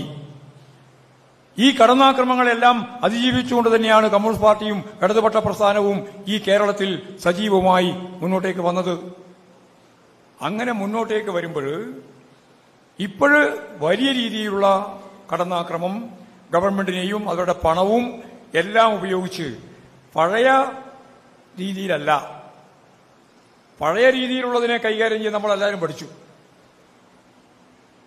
അക്രമത്തിന്റെ ഭാഗമായിട്ട് പാർട്ടിയെ കീഴ്പ്പെടുത്താൻ ശ്രമിച്ചാൽ ജനങ്ങളെ അണിനിരത്തി അതിനെ പ്രതിരോധിക്കാം എന്ന് നമുക്ക് മനസ്സിലായി. പക്ഷേ ഇപ്പോഴും പുതിയ രീതിയിലാണ് വരുന്നത്. ആ പുതിയ രീതി എന്താണ്? പുതിയ രീതി പഴയതുപോലെ ആയുധം കൊണ്ടുള്ള കളിയിലൂടെയല്ല. അവിടെയാണ് ചാരിറ്റി പ്രവർത്തനത്തിലൂടെ, വന്ദേഭാരത് തുടങ്ങിയിട്ടുള്ള സംവിധാനത്തിലൂടെ പട്ടികജാതി പട്ടികവർഗ വിഭാഗങ്ങളിലേക്ക് കടന്നുപോയി നടത്തിക്കൊണ്ടിരിക്കുന്ന പ്രവർത്തനങ്ങൾ, ക്ഷേത്രങ്ങളെ അടിസ്ഥാനപ്പെടുത്തിയിട്ടുള്ള നിലപാടുകൾ, ഇതെല്ലാം നമ്മൾ ഇതിന്റെ ഭാഗമായിട്ട് കാണണം. ഇടതുപക്ഷ രാഷ്ട്രീയത്തെ ദുർബലപ്പെടുത്താൻ വേണ്ടി ജാതി മതവിഭാഗങ്ങളെ ഉപയോഗപ്പെടുത്തുക. ഇപ്പോ 2 മന്ത്രിമാരാണ് കേരളത്തെ സംബന്ധിച്ചിടത്തോളം ഇപ്പോൾ പ്രതികരിച്ചത്. 2 മലയാളി മന്ത്രിമാരാണ്. ഒന്ന് ജോർജ് കുര്യൻ. ജോർജ് കുര്യൻ പറഞ്ഞു, കേരളത്തിലെ ആനുകൂല്യങ്ങളില്ല എന്ന് നിങ്ങൾ പറയണ്ട, ആനുകൂല്യങ്ങൾ കിട്ടണമെങ്കിൽ കേരളം ഏറ്റവും കൂടുതൽ ദുരിതപൂർണമായ ഒരവസ്ഥയിലാണ് ഉള്ളത് എന്ന് വരുത്തണം. എന്ന് പറഞ്ഞാൽ നമ്മൾ പട്ടിണി കിടക്കണം. ഈ നേടിയ ഒരു നേട്ടവും കേരളം ഈ കൈകാര്യം ചെയ്യാൻ പാടില്ല. അതൊക്കെ അവസാനിപ്പിച്ച് മറ്റെല്ലാ ഇന്ത്യൻ സംസ്ഥാനങ്ങളെപ്പോലെ ഏറ്റവും പിന്നിൽ നിൽക്കുന്ന ഒരു സംസ്ഥാനമാണ് കേരളം എന്ന് പറഞ്ഞാൽ നിങ്ങൾക്ക് ആനുകൂല്യം തരാം എന്നാണ് ജോർജ് കുര്യൻ. മറ്റൊരു മന്ത്രി, അത് എന്തും പറയുന്നതാണ്, നിങ്ങൾ തന്നെ MP ആണ്, സുരേഷ് ഗോപി. സുരേഷ് ഗോപി പറഞ്ഞത് വളരെ ഗൗരവമുള്ള പ്രശ്നമാണ്. പക്ഷെ അത് അദ്ദേഹം ആയതുകൊണ്ടാണ് പലരും ഗൗരവത്തിലെടുക്കാറുള്ളത്. അതെന്താ പറഞ്ഞേ? അദ്ദേഹം പറഞ്ഞത്, ഈ പട്ടികജാതി പട്ടികവർഗ വകുപ്പ്, എപ്പോഴെങ്കിലും ഒരു പട്ടികജാതി പട്ടികവർഗ വകുപ്പിന്റെ ഭാഗമായിട്ടാണ് പട്ടികജാതിക്കാരനും പട്ടികവർഗക്കാരനും ഒക്കെ അവരെ സംബന്ധിച്ചിടത്തോളം മന്ത്രിയാകുക. അദ്ദേഹം പറഞ്ഞത്, ഉന്നത കുലജാതർ ഈ പട്ടികജാതി പട്ടികവർഗ വകുപ്പ് കൈകാര്യം ചെയ്താലേ പട്ടികജാതി പട്ടികവർഗ വിഭാഗത്തിന് നേട്ടമുണ്ടാക്കാൻ സാധിക്കുള്ളൂ. ഒരു കേന്ദ്രമന്ത്രി. അതിന്റെ ഒപ്പമാണ് ഇപ്പോൾ വ്യാപകമായി പ്രചരിപ്പിച്ചുകൊണ്ടിരിക്കുന്ന സനാതനധർമ്മം. ഇതെല്ലാം വ്യാപകമായിട്ട് പ്രചരിപ്പിക്കുന്നത് ഒരു സംശയവും വേണ്ട, ബ്രാഹ്മണിക് ഓർഡറെ അടിസ്ഥാനപ്പെടുത്തിയിട്ടാണ്. ബ്രാഹ്മണ മേധാവിത്വ കാലഘട്ടത്തിന്റെ കൃത്യമായ നിലപാടുകൾ സ്വീകരിച്ചുകൊണ്ടാണ്. ഞങ്ങൾ നിരവധി വേദിയിൽ ചോദിച്ചു, ഈ സനാതനധർമ്മത്തിന്റെ ഘട്ടം ഏതാണ്? സനാതനധർമ്മത്തെപ്പറ്റി നിങ്ങൾ പറയേണ്ടത്, ഏത് ഘട്ടത്തിലാണ് സനാതനധർമ്മം ലോകത്ത്, അല്ലെങ്കിൽ ഇന്ത്യയിൽ, കേരളത്തിൽ?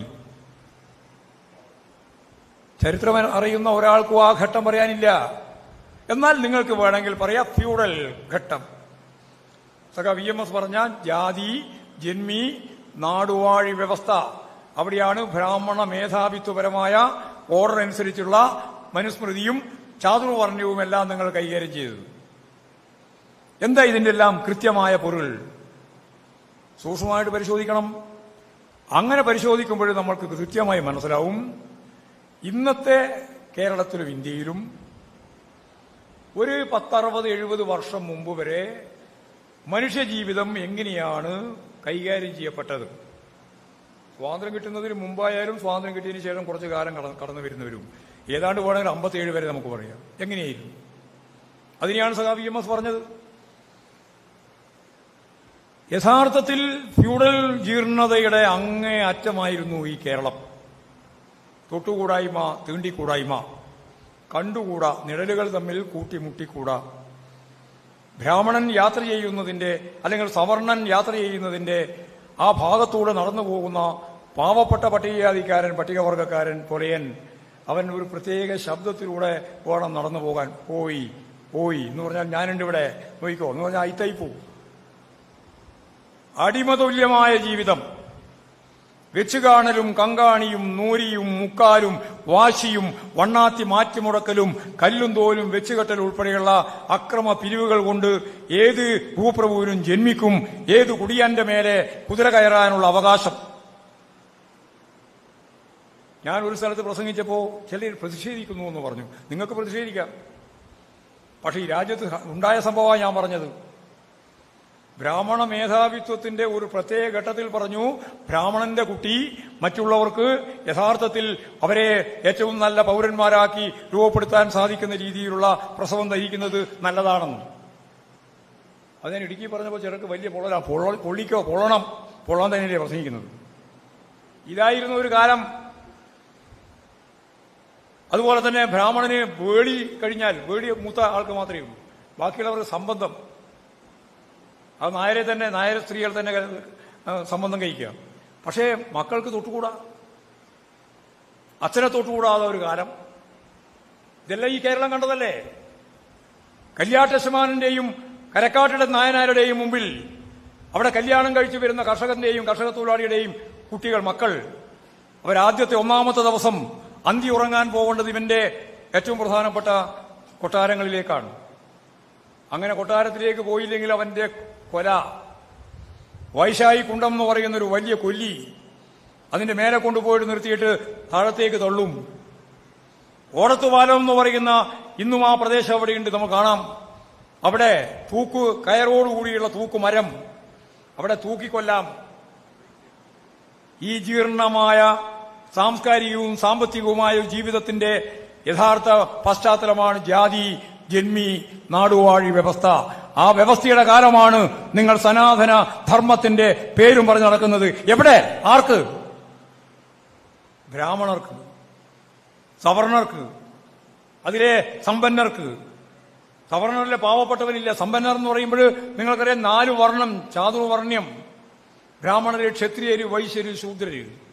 ശൂദ്രര് എന്ന് പറഞ്ഞാൽ പട്ടികജാതി പട്ടികവർഗമൊന്നുമല്ല, അവർ അവർണരാണ്. അവർക്ക് വർണ്ണമില്ല, അവർ അവർണരാണ്. ആ അവർണരായിട്ടുള്ള ആളുകൾക്ക് ഞാൻ നേരത്തെ പറഞ്ഞ പോലെ തൊട്ടുകൂടാ, തീണ്ടിക്കൂടാ. ഭൂപ്രമാണിയുടെ മുമ്പിൽ മാറുമറക്കാൻ പറ്റില്ല സ്ത്രീകൾക്ക്. കല്ലുമാല മാത്രം. അതൊക്കെയാണ് തിരുവനന്തപുരത്ത് നമ്മൾ കണ്ടത്. ഇതിനെല്ലാം എതിരായിട്ട് നവോത്ഥാന പ്രസ്ഥാനവും ദേശീയ പ്രസ്ഥാനവും കമ്മ്യൂണിസ്റ്റ് പാർട്ടിയും എല്ലാം നടത്തിയ പോരാട്ടത്തിന്റെ ഭാഗമായിട്ടാണ് ഈ കേരളം ഇന്നത്തെ രീതിയിൽ ഉയർന്നു വന്നത്. വെറുതെ വന്നതല്ല. ആ കേരളം ഉയർന്നു വന്നപ്പോ ആ ഉയർന്നു വന്നതിന്റെ ഭാഗമായിട്ടുള്ള ഈ ചരിത്രത്തെ ഒന്ന് പരാമർശിച്ചു പോയാൽ, ചാതുർവർണ്ണ്യ വ്യവസ്ഥയെപ്പറ്റി നിങ്ങളിപ്പോഴും മുദ്രാവാക്യം വെക്കുമ്പോൾ അതിന്റെ ഉള്ളുകള്ളി ഒന്ന് പറഞ്ഞു പോയാൽ, മനുസ്മൃതി എന്ന് പറയുന്ന നിങ്ങളുടെ ബ്രാഹ്മണ്യത്വത്തിന്റെ ഏറ്റവും പ്രധാനപ്പെട്ട നിയമാവലി ഞങ്ങൾ പറഞ്ഞു പോയാൽ അത് വലിയ കുഴപ്പമാണെന്നാണ് ഇപ്പോൾ ചിലർ പറഞ്ഞുകൊണ്ടിരിക്കുന്നത്. ആ കുഴപ്പം ഉണ്ടാവട്ടെ. ആ കുഴപ്പത്തെ അതിന്റെ ഭാഗമായിട്ടുള്ള ഒരു തരത്തിലുള്ള കാര്യത്തെയും ഞങ്ങൾ വിലവെക്കുന്നില്ല. മനുഷ്യനായി രൂപപ്പെട്ടത് വർഗസമരങ്ങളും പ്രക്ഷോഭങ്ങളും സാമൂഹ്യ നീതിക്ക് വേണ്ടിയുള്ള സമരങ്ങളും നവോത്ഥാന പ്രസ്ഥാനവും ദേശീയ പ്രസ്ഥാനവും കമ്മ്യൂണിസ്റ്റ് പാർട്ടി എല്ലാം ചേർന്നുകൊണ്ട് നടത്തിയ ഒരു തുടർച്ചയായ പോരാട്ടത്തിലൂടെയാണ്. ഇന്ന് ഈ കേരളമായിട്ട് നിൽക്കുന്നത് എന്തുകൊണ്ടാണ്? 1957 മുമ്പും 1957 ശേഷം, രണ്ടും ഞാൻ പറയുന്നത് ഐക്യ കേരളം വന്നു. ഐക്യ കേരളത്തിന് ശേഷം 1957 VMSന്റെ ഗവൺമെന്റ് വന്നു. EMSന്റെ ഗവൺമെന്റ് ഒരു സുപ്രഭാതത്തിൽ മുളച്ചു വന്നതല്ല. വലിയ പോരാട്ടങ്ങളുടെയും സമരങ്ങളുടെയും ഭാഗമായിട്ടാണ് VMSന്റെ ഗവൺമെന്റ് രൂപപ്പെട്ടത്. കമ്മ്യൂണിസ്റ്റ് പാർട്ടിയും സ്വതന്ത്രന്മാരും ചേർന്ന് ഒരു ഗവൺമെന്റ് രൂപീകരിക്കാൻ കഴിഞ്ഞ ലോക ചരിത്രത്തിൽ ആദ്യം. അത് ഈ കേരളം കണ്ടതല്ലേ, ഇന്ത്യ കണ്ടതല്ലേ, ലോകം കണ്ടതല്ലേ. ആ ഗവൺമെന്റാണ് ഇന്ത്യയുടെ ചരിത്രത്തിൽ കുടിയൊഴിപ്പിക്കരുത് എന്ന ഓർഡിനൻസ് ആദ്യമായി 1957 ഏപ്രിൽ 11 പ്രഖ്യാപിച്ചത്. കുടിയൊഴിപ്പിക്കരുത്. ഞാൻ നേരത്തെ പറഞ്ഞ മനുഷ്യനെ മനുഷ്യനാക്കാത്ത ജാതി ജന്മിനാടുവാഴിത്വത്തിന്റെ അതിന്റെ ഏറ്റവും പ്രധാനപ്പെട്ട കേന്ദ്രമായ കേരളത്തിൽ പാവപ്പെട്ട കുടിയാനു വേണ്ടി, കുടികടപ്പുകാരന് വേണ്ടി EMSന്റെ ഗവൺമെന്റ് ഇന്ത്യയിൽ ആദ്യമായി കുടിയൊഴിപ്പിക്കരുത് എന്ന ഓർഡിനൻസ് ഇറക്കി. ആ ഓർഡിനൻസ് ഇറക്കിയപ്പോഴാണ് മനുഷ്യന് നിൽക്കാൻ ഒരിടം കിട്ടിയത്. നിൽക്കാൻ ഇടം കിട്ടിയാലാണ് തന്റെ ഇടം. ആ തന്റേടിയായ മനുഷ്യനായി കേരളം മാറുന്നത് അതോടെയാണ്. ഏതൊന്നും കിട്ടിയിട്ടില്ല, പക്ഷേ നിൽക്കാൻ ഒരിടം കിട്ടി. സംഘടിത പ്രസ്ഥാനത്തിന്റെ മുമ്പിൽ ഇനി ഏത് ഗവൺമെന്റ് വന്നാലും അതിൽ നിന്ന് മാറാനാവില്ല എന്നൊരവസ്ഥ കേരളത്തിലുണ്ടാക്കി. 2 കൊല്ലം കൊണ്ട് ഗവൺമെന്റ് പോയി. വിമോചന സമരം, എല്ലാ പിന്തിരിപ്പന്മാരും ചേർന്നു. അതിനുശേഷം 10 കൊല്ലം കാത്തിരിക്കേണ്ടി വന്നു. 1967 ഗവൺമെന്റ് വന്നു. 1969 ഒക്ടോബർ 14 ജന്മിത്വം അവസാനിപ്പിക്കുന്ന കാർഷിക ഭൂപരിഷ്കരണ ഭേദഗതി നിയമം വന്നു. ഇവിടെ ഈ കേരളത്തിൽ ഇപ്പോൾ ഒരു വർഗമില്ല. ഏതാ വർഗം? ഇല്ലാതായ ഒരു വർഗം ഇന്ത്യയിൽ എല്ലാ സ്ഥലത്തും ഉണ്ട്. കേരളത്തിൽ മാത്രം ഇല്ലാതൊരു വർഗം, ഇല്ലാതായ ഒരു വർഗം. അത് ഇല്ലാതുണ്ടായി പോയതല്ല, തലയിലെടുത്തുകൊണ്ട് പോയതല്ല, ഇല്ലാതാക്കി. ആ വർഗം ഏതാ? ആ വർഗമാണ് ജന്മി. ജന്മിത്വം അവസാനിപ്പിച്ചു. ഏകണ്ഠമായിട്ടാണ് നിയമസഭ പാസാക്കിയത്. UDF കാറിലുണ്ടായിരുന്നു സജീവമായിട്ട് തന്നെ ചർച്ചയ്ക്ക്. പക്ഷേ ആരും എതിരായി വോട്ട് ചെയ്തില്ല.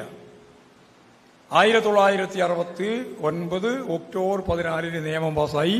നമ്മുടെ ഗവൺമെന്റ്, EMSന്റെ ഗവൺമെന്റ് വേഗം രാജിവെച്ചു. അതിന് പല കാരണങ്ങളുണ്ട്. പുതിയ ഗവൺമെന്റ് വന്നു. പുതിയ ഗവൺമെന്റ് അധികാരത്തിൽ വന്ന് സ്വാഭാവികമായും ഈ നിയമം നടപ്പിലാക്കണം. ഇപ്പോൾ നടപ്പിലാക്കാൻ തയ്യാറില്ല. അതാണ് വലതുപക്ഷ ശക്തികൾക്ക് മുൻകൈയുള്ളൊരു ഗവൺമെന്റാണ് വന്നത്. അവർ ഈ നിയമം നിർമ്മിക്കും, അവർക്ക് തന്നെ നിയമം നിർമ്മിക്കാം, പക്ഷെ നടപ്പിലാക്കൂല. ഇതാ വലതുപക്ഷം. ഇടതുപക്ഷം നിയമം നിർമ്മിക്കുകയും ചെയ്യും, നടപ്പിലാക്കുകയും ചെയ്യും. ഈ നിയമം നടപ്പിലാക്കാൻ തയ്യാറില്ലാതിരുന്ന സന്ദർഭത്തിലാണ് ഇനി എന്ത് എന്നുള്ള ചോദ്യത്തിന് മുമ്പിൽ കൃത്യമായ തീരുമാനമെടുത്ത് 2 പ്രചരണ ജാഥ, ഒരറ്റം മുതൽ മറ്റൊരറ്റം വരെ. ആ ജാഥ ആലപ്പുഴയിൽ അറവുകാട് മൈതാനത്തിൽ സംഗമിച്ചു. 5 ലക്ഷം ആളുകൾ, അന്ന് കേട്ട് നോക്കിക്കോ, 5 ലക്ഷം ആളുകൾ. അതിൽ സുന്ദരിയുണ്ട്, അതുപോലെ തന്നെ ഈ പറയുന്ന മുഴുവൻ നേതാക്കന്മാരുമുണ്ട്. സുന്ദരിയുണ്ട്, നായനാരുണ്ട്, അതുപോലെ അഴീക്കോടൻ രാഘവനുണ്ട്, CH കണാരനുണ്ട്, PS അച്യുതാനന്ദനുണ്ട്, AKG ആണ് അതിന്റെ നായകത്വത്തിൽ ഉള്ളത്. ഇവരെല്ലാം ഉണ്ട്. ഇവരെല്ലാം കൂടി ചേർന്ന് സഖാവ് AKG ആണ് സമരപ്രഖ്യാപനം പ്രസംഗം നടത്തിയത്. ആ സമരപ്രഖ്യാപന പ്രസംഗത്തിൽ AKG പറഞ്ഞു, 2000 ഈ പറയുന്ന കാര്യം ഞാൻ വിശദീകരിക്കുന്നില്ല, സമയമില്ല. വ്യക്തമായിട്ട് പറഞ്ഞു, നിയമം പാസായി, പക്ഷെ നിയമം നടപ്പിലാക്കുന്നില്ല.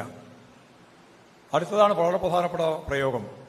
ഈ നിയമം നിങ്ങൾ നടപ്പിലാക്കിയാലും ഇല്ലെങ്കിലും 1970 ജനുവരി മാസം 1 ഈ നിയമം നടപ്പിലായി എന്ന് ഞങ്ങളിതാ പ്രഖ്യാപിക്കുന്നു.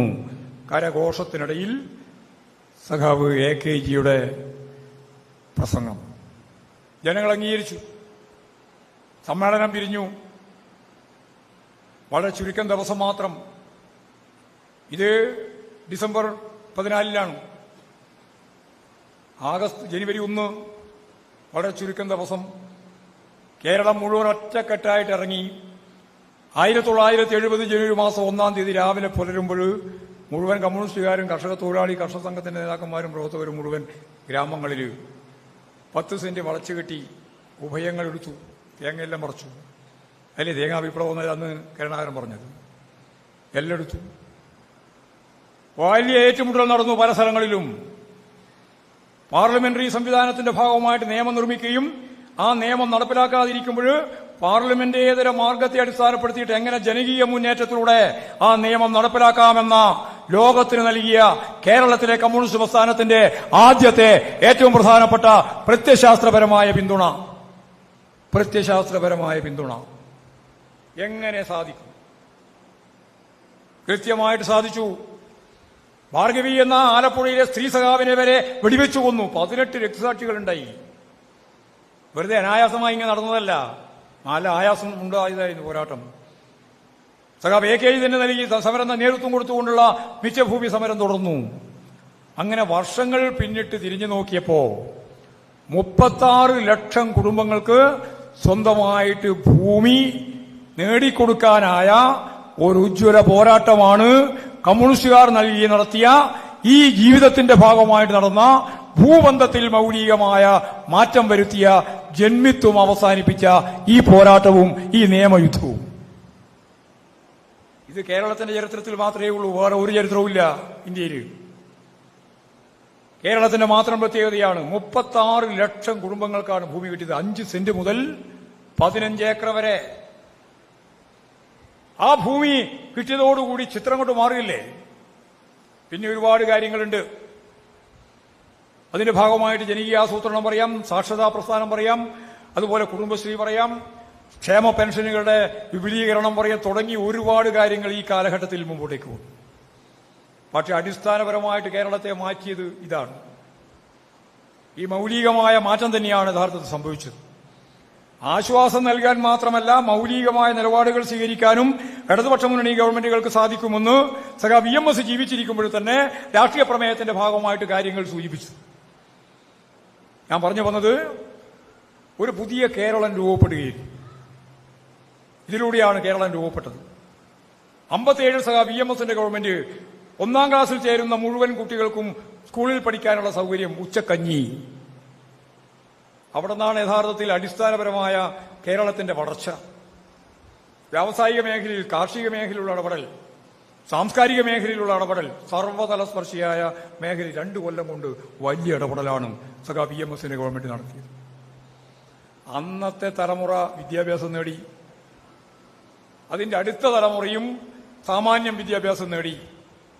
അതിന്റെ 3ാമത്തെ തലമുറയാണ് ഇപ്പോഴത്തെ ചെറുപ്പക്കാരും ചെറുപ്പക്കാരികളും. മനസ്സിലായില്ലേ? അതിന്റെ 3ാമത്തെ. ഇന്ന് പട്ടികജാതി, പട്ടികവർഗം, പിന്നോക്ക സമുദായം, മുന്നോക്കത്തിലെ പിന്നോക്കം ഉൾപ്പെടെ എല്ലാ ജീവിതത്തിന്റെയും ഭാഗമായിട്ടുള്ള മനുഷ്യർ, അവരുടെ മക്കൾ ഉന്നത വിദ്യാഭ്യാസം നേടിയവരാണ് കേരളത്തിൽ. ഇങ്ങനെയുള്ളൊരു നാട് ഇന്ത്യയിൽ വേറെയില്ല. ഏറ്റവും കൂടുതൽ അഭ്യസ്തവിദ്യരായ യുവതി യുവാക്കളുള്ളത് ഈ കേരളത്തിലാണ്. അതിൽ പ്രത്യേകിച്ച് സ്ത്രീകൾ ഏറ്റവും കൂടുതൽ ഉന്നത വിദ്യാഭ്യാസം നേടുന്നത് കാലിഫോർണിയയിലോ അതുപോലെ തന്നെ ബൈജിങ്ങിലോ അല്ല, ഈ കേരളത്തിലാണ്. ആ കേരളത്തിലുള്ള അഭ്യസ്തവിദ്യരായ യുവതി യുവാക്കൾക്ക് തൊഴിൽ നൽകാനുള്ള പദ്ധതി പിണറായി വിജയൻ ഗവൺമെന്റ് 20 ലക്ഷം ആളുകൾക്ക് ഇപ്പോഴും തൊഴിൽ നൽകുന്നതിന് വേണ്ടിയുള്ള പ്രവർത്തനം, അതിൽ വ്യവസായ സംരംഭവുമായിട്ട് ബന്ധപ്പെട്ട പ്രവർത്തനത്തിനെതിരെ 7 ലക്ഷത്തിലധികം ആളുകൾക്ക് ഇപ്പോഴും തന്നെ തൊഴിൽ കിട്ടി. ഒരു 2-3 ലക്ഷം ആളുകൾക്ക് വ്യത്യസ്ത തലങ്ങളിൽ IT ഉൾപ്പെടെയുള്ള മേഖലയിൽ തൊഴിൽ കിട്ടി. ഇനിയൊരു 10 ലക്ഷം ആളുകൾക്ക് ഈ കൊല്ലം പൂർത്തിയാകുമ്പോഴേക്കും, അടുത്ത കൊല്ലം നമ്മുടെ കാലാവധി പൂർത്തിയാകുമ്പോഴേക്കും നമുക്ക് തൊഴിൽ കൊടുക്കാനാവണം.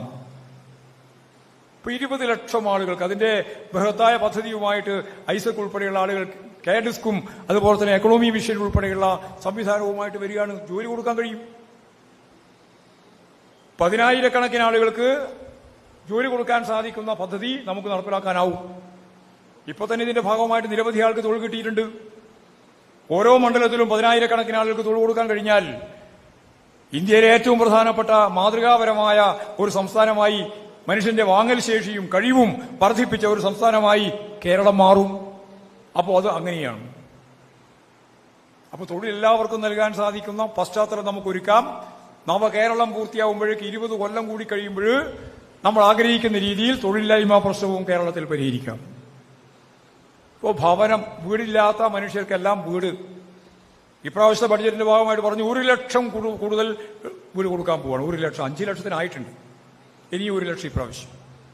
എന്നാലും കുറച്ച് വേണ്ടി വരും. അതും കൊടുക്കാൻ പറ്റും തദ്ദേശ സ്വയംഭരണ സ്ഥാപനങ്ങൾക്ക്. എല്ലാ രീതിയിലും കേരളത്തിലെ ജനങ്ങളുടെ ജീവിതം നിലവാരം മെച്ചപ്പെടുത്തുക. ഇപ്പോൾ വിദ്യാഭ്യാസം ലോകോത്തരമായ രീതിയിലാണ് കേരളത്തിൽ കൈകാര്യം ചെയ്യുന്നത്. ആദ്യം ഹൈസ്കൂൾ വരെ, ഇപ്പോൾ ഉന്നത വിദ്യാഭ്യാസം. ഉന്നത വിദ്യാഭ്യാസത്തിന്റെ ഒരു ഹമ്പാക്കിയിട്ട് കേരളത്തെ മാറ്റാനാണ് ഗവൺമെന്റ് ഉദ്ദേശിക്കുന്നത്. അതിന്റെ ഭാഗമായിട്ടാണ് വിജ്ഞാന സമൂഹം. അതിന്റെ ഉയർന്ന രൂപമാണ് വിജ്ഞാന സമ്പദ് വ്യവസ്ഥ. ആരുടെയും അവകാശം വാങ്ങാതെ, നമ്മുടെ അവകാശങ്ങൾ പോലും പിടിച്ചു വാങ്ങേണ്ടുന്ന നിലവിൽ സമരത്തിന്റെയും പ്രക്ഷോഭത്തിന്റെയും കാര്യം നിൽക്കുമ്പോൾ നമ്മുടെ സ്വന്തം കാലിൽ ഈ കേരളത്തെ എങ്ങനെ വികസിപ്പിക്കാം? വിഴിഞ്ഞം തുറമുഖം ഏറ്റവും പ്രധാനപ്പെട്ട ഇന്ത്യയിലെയും ലോകത്തിലെയും ഒരു പദ്ധതിയായിട്ട് വരികയാണ്. കൊല്ലം അതുപോലെ തന്നെ തിരുവനന്തപുരം ജില്ലയെ ത്രികോണാടിസ്ഥാനത്തിൽ വികസിപ്പിക്കാനുള്ള പദ്ധതി ആസൂത്രണം ചെയ്തു വരികയാണ്. കൊച്ചിയിൽ നിന്ന് ഒരു കോറിഡോർ ആരംഭിക്കുകയാണ്. കേന്ദ്ര ഗവൺമെന്റ് അംഗീകാരം കിട്ടിക്കഴിഞ്ഞു. അത് കോയമ്പത്തൂരിലേക്കാണ്, പാലക്കാട് വഴി. 1300 ഏക്കർ ഭൂമിയാണ് പാലക്കാട് ഇപ്പോൾ ഏറ്റെടുത്തിട്ടുള്ളത്. ആയിരക്കണക്കിന് ആളുകൾ പുതിയ സംരംഭവുമായി രംഗത്ത് വരാൻ പോവാണ്, AI ഉൾപ്പെടെ. അപ്പോൾ നിരവധിയായ സംവിധാനങ്ങൾ നമുക്ക് ഉപയോഗിക്കാൻ കഴിയും. കോഴിക്കോട് നിന്ന് കണ്ണൂർ, കാസർഗോഡ് വഴി മംഗലാപുരത്തേക്ക് ഒരു പുതിയ കോറിഡോർ. വ്യവസായ ശൃംഖല, IT പാർക്കിന്റെ പ്രപ്പോസലാണ് ഇപ്പോൾ മന്ത്രി മുന്നോട്ടേക്ക് വെച്ചിട്ടുള്ളത്. ഞാൻ കേരള ബഡ്ജറ്റിനെ പറ്റി ഒന്നും വിശദീകരിക്കാൻ ഉദ്ദേശിക്കുന്നില്ല. ഏറ്റവും ശരിയായ രീതിയിൽ കേരളത്തെ പുതിയ ഒരു കേരളമാക്കി രൂപപ്പെടുത്തി പട്ടിണി കിടക്കുന്ന ഒരു മനുഷ്യനും ഈ കേരളത്തിൽ ഉണ്ടാവില്ല എന്ന് ഈ നവംബർ മാസം പ്രഖ്യാപിക്കാൻ പോവാണ്. അതിദരിദ്രരുടെ എണ്ണം 64,006. 64,006 ഇപ്പോഴും ഏതാണ്ട് 10,000 കഴിച്ച് ബാക്കിയെല്ലാം പൊതുസമൂഹത്തിന്റെ ഭാഗമായിട്ട് വന്നു. ബഡ്ജറ്റിൽ ഇപ്പോഴും അതിന് പണം മാറ്റിവെച്ചിട്ടുണ്ട്. അടുത്ത നവംബർ മാസം 1-ാം തീയതി കേരള പിറവി ദിനത്തിന് ഇന്ത്യയിൽ അതിദാരിദ്ര്യമില്ലാത്ത ഒരേ ഒരു സംസ്ഥാനം കേരളമായിരിക്കുമെന്ന് കേരളത്തിന്റെ മുഖ്യമന്ത്രിക്ക് പ്രഖ്യാപിക്കാനുള്ള സൗകര്യം വരാൻ പോവാണ്. അത് നവംബർ 1-ന് നടക്കും. ഒരു സംശയമില്ലാതെ രീതി നടക്കാൻ പോകുന്ന ഒന്നാണ്. അപ്പൊ എല്ലാവർക്കും വീട്, വിദ്യാഭ്യാസം ഉന്നതമായ രീതി, അതേപോലെ തന്നെ വളരെ പ്രധാനപ്പെട്ട ഒന്നാണ് ആരോഗ്യ മേഖല. കോവിഡ് പശ്ചാത്തലത്തിൽ ലോകം തന്നെ വിസ്മയിച്ചു പോയ വളരെ ഫലപ്രദമായ ഇടപെടലാണ് ജനകീയാരോഗ്യ പ്രസ്ഥാനം നടത്തിയത്. അത് ഇനിയും തുടരണം, മുന്നോട്ടേക്ക് പോകണം.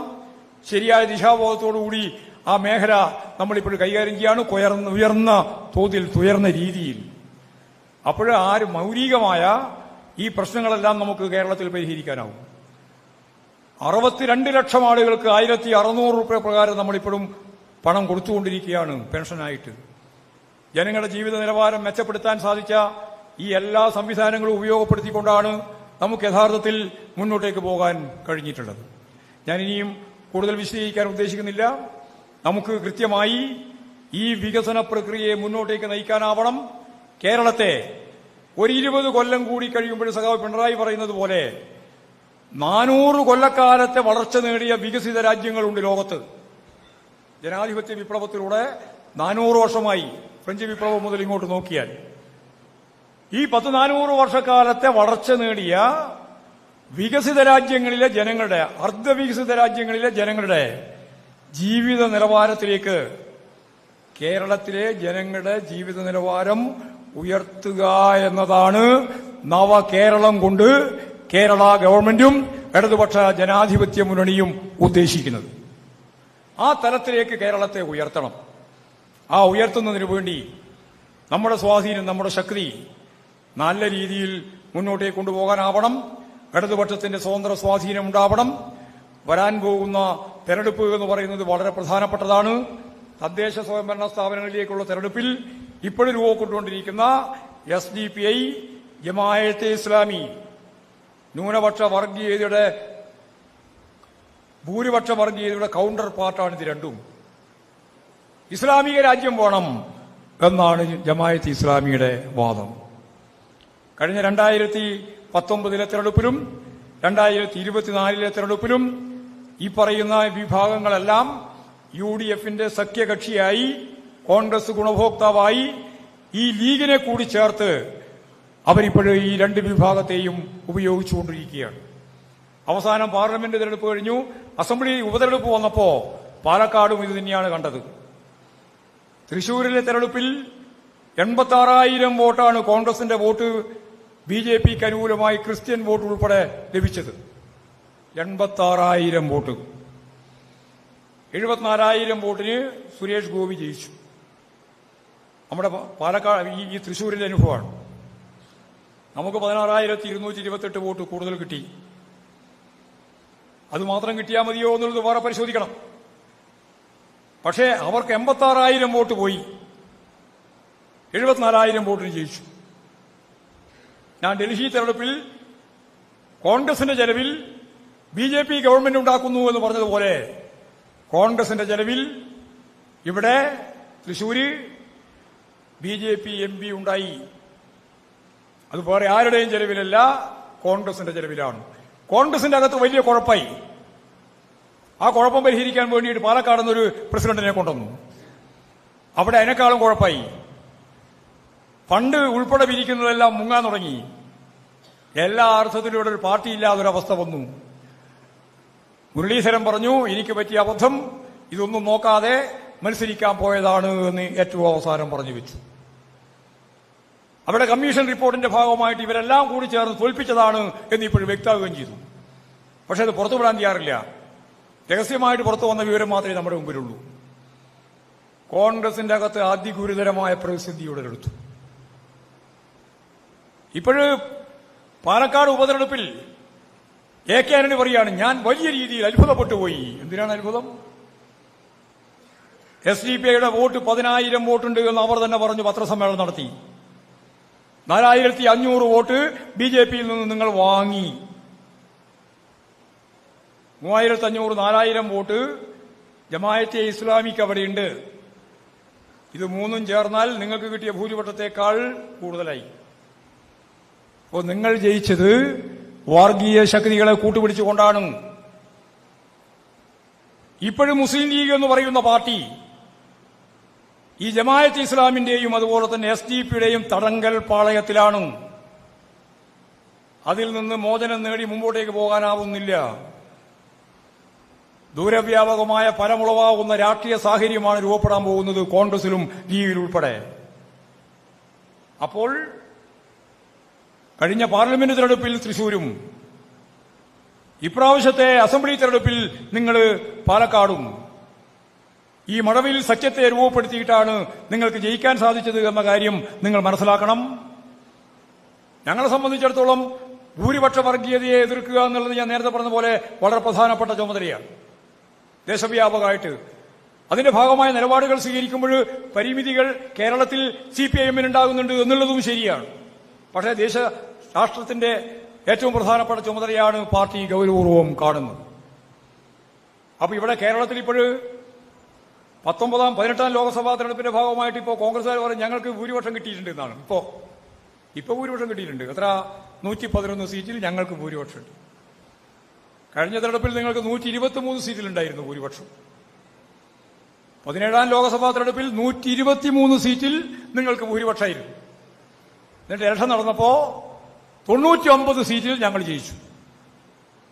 ഇപ്രാവശ്യം നിങ്ങൾക്ക് 111 സീറ്റിലാണ് ഭൂരിപക്ഷം. വരുന്ന 2026 മെയ്യിൽ നടക്കാൻ പോകുന്ന തെരഞ്ഞെടുപ്പിൽ ഒരു സംശയവും വേണ്ട, ഇത് 99 കടന്ന് 100ന്റെ അപ്പുറത്ത് ഇടതുപക്ഷ ജനാധിപത്യ മുന്നണിക്ക് ജയിക്കാൻ സാധിക്കുന്ന പുതിയ രാഷ്ട്രീയ സാഹചര്യമാണ് കേരള രാഷ്ട്രീയത്തിൽ രൂപപ്പെടുന്നത്. അതിനു വേണ്ടിയുള്ളൊരു കേരളമാണ് ഒരുങ്ങേണ്ടത്. ആ ഒരുക്കുന്നതിന് വേണ്ടിയുള്ള പ്രവർത്തനത്തിൽ പ്രധാനപ്പെട്ട പങ്കുവഹിക്കൊണ്ടുന്ന പാർട്ടിയാണ് communist party of India, Marxist ഇടതുപക്ഷ ജനാധിപത്യ മുന്നണിയിലെ പ്രബലമായ സ്വാധീന ശക്തിയുള്ള പാർട്ടി എന്ന രീതിയിൽ. ആ കടമയാണ് നമുക്ക് നിർവഹിക്കാനുള്ളത്.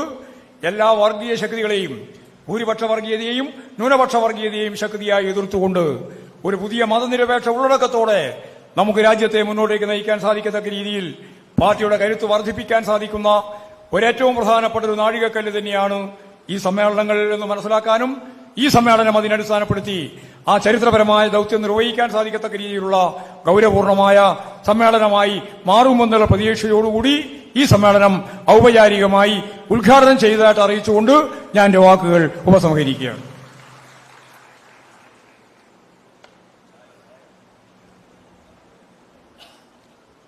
ഈ ഉദ്ഘാടന സമ്മേളനത്തിൽ പങ്കെടുത്ത ഞങ്ങളുടെ പ്രത്യേക അതിഥികളായ ക്ഷണിതാക്കൾ, മാധ്യമ പ്രവർത്തകർ എല്ലാവർക്കും നന്ദി രേഖപ്പെടുത്തുന്നു. ഇപ്പോൾ നമ്മൾ ചായയ്ക്ക് പിരിയുകയാണ്.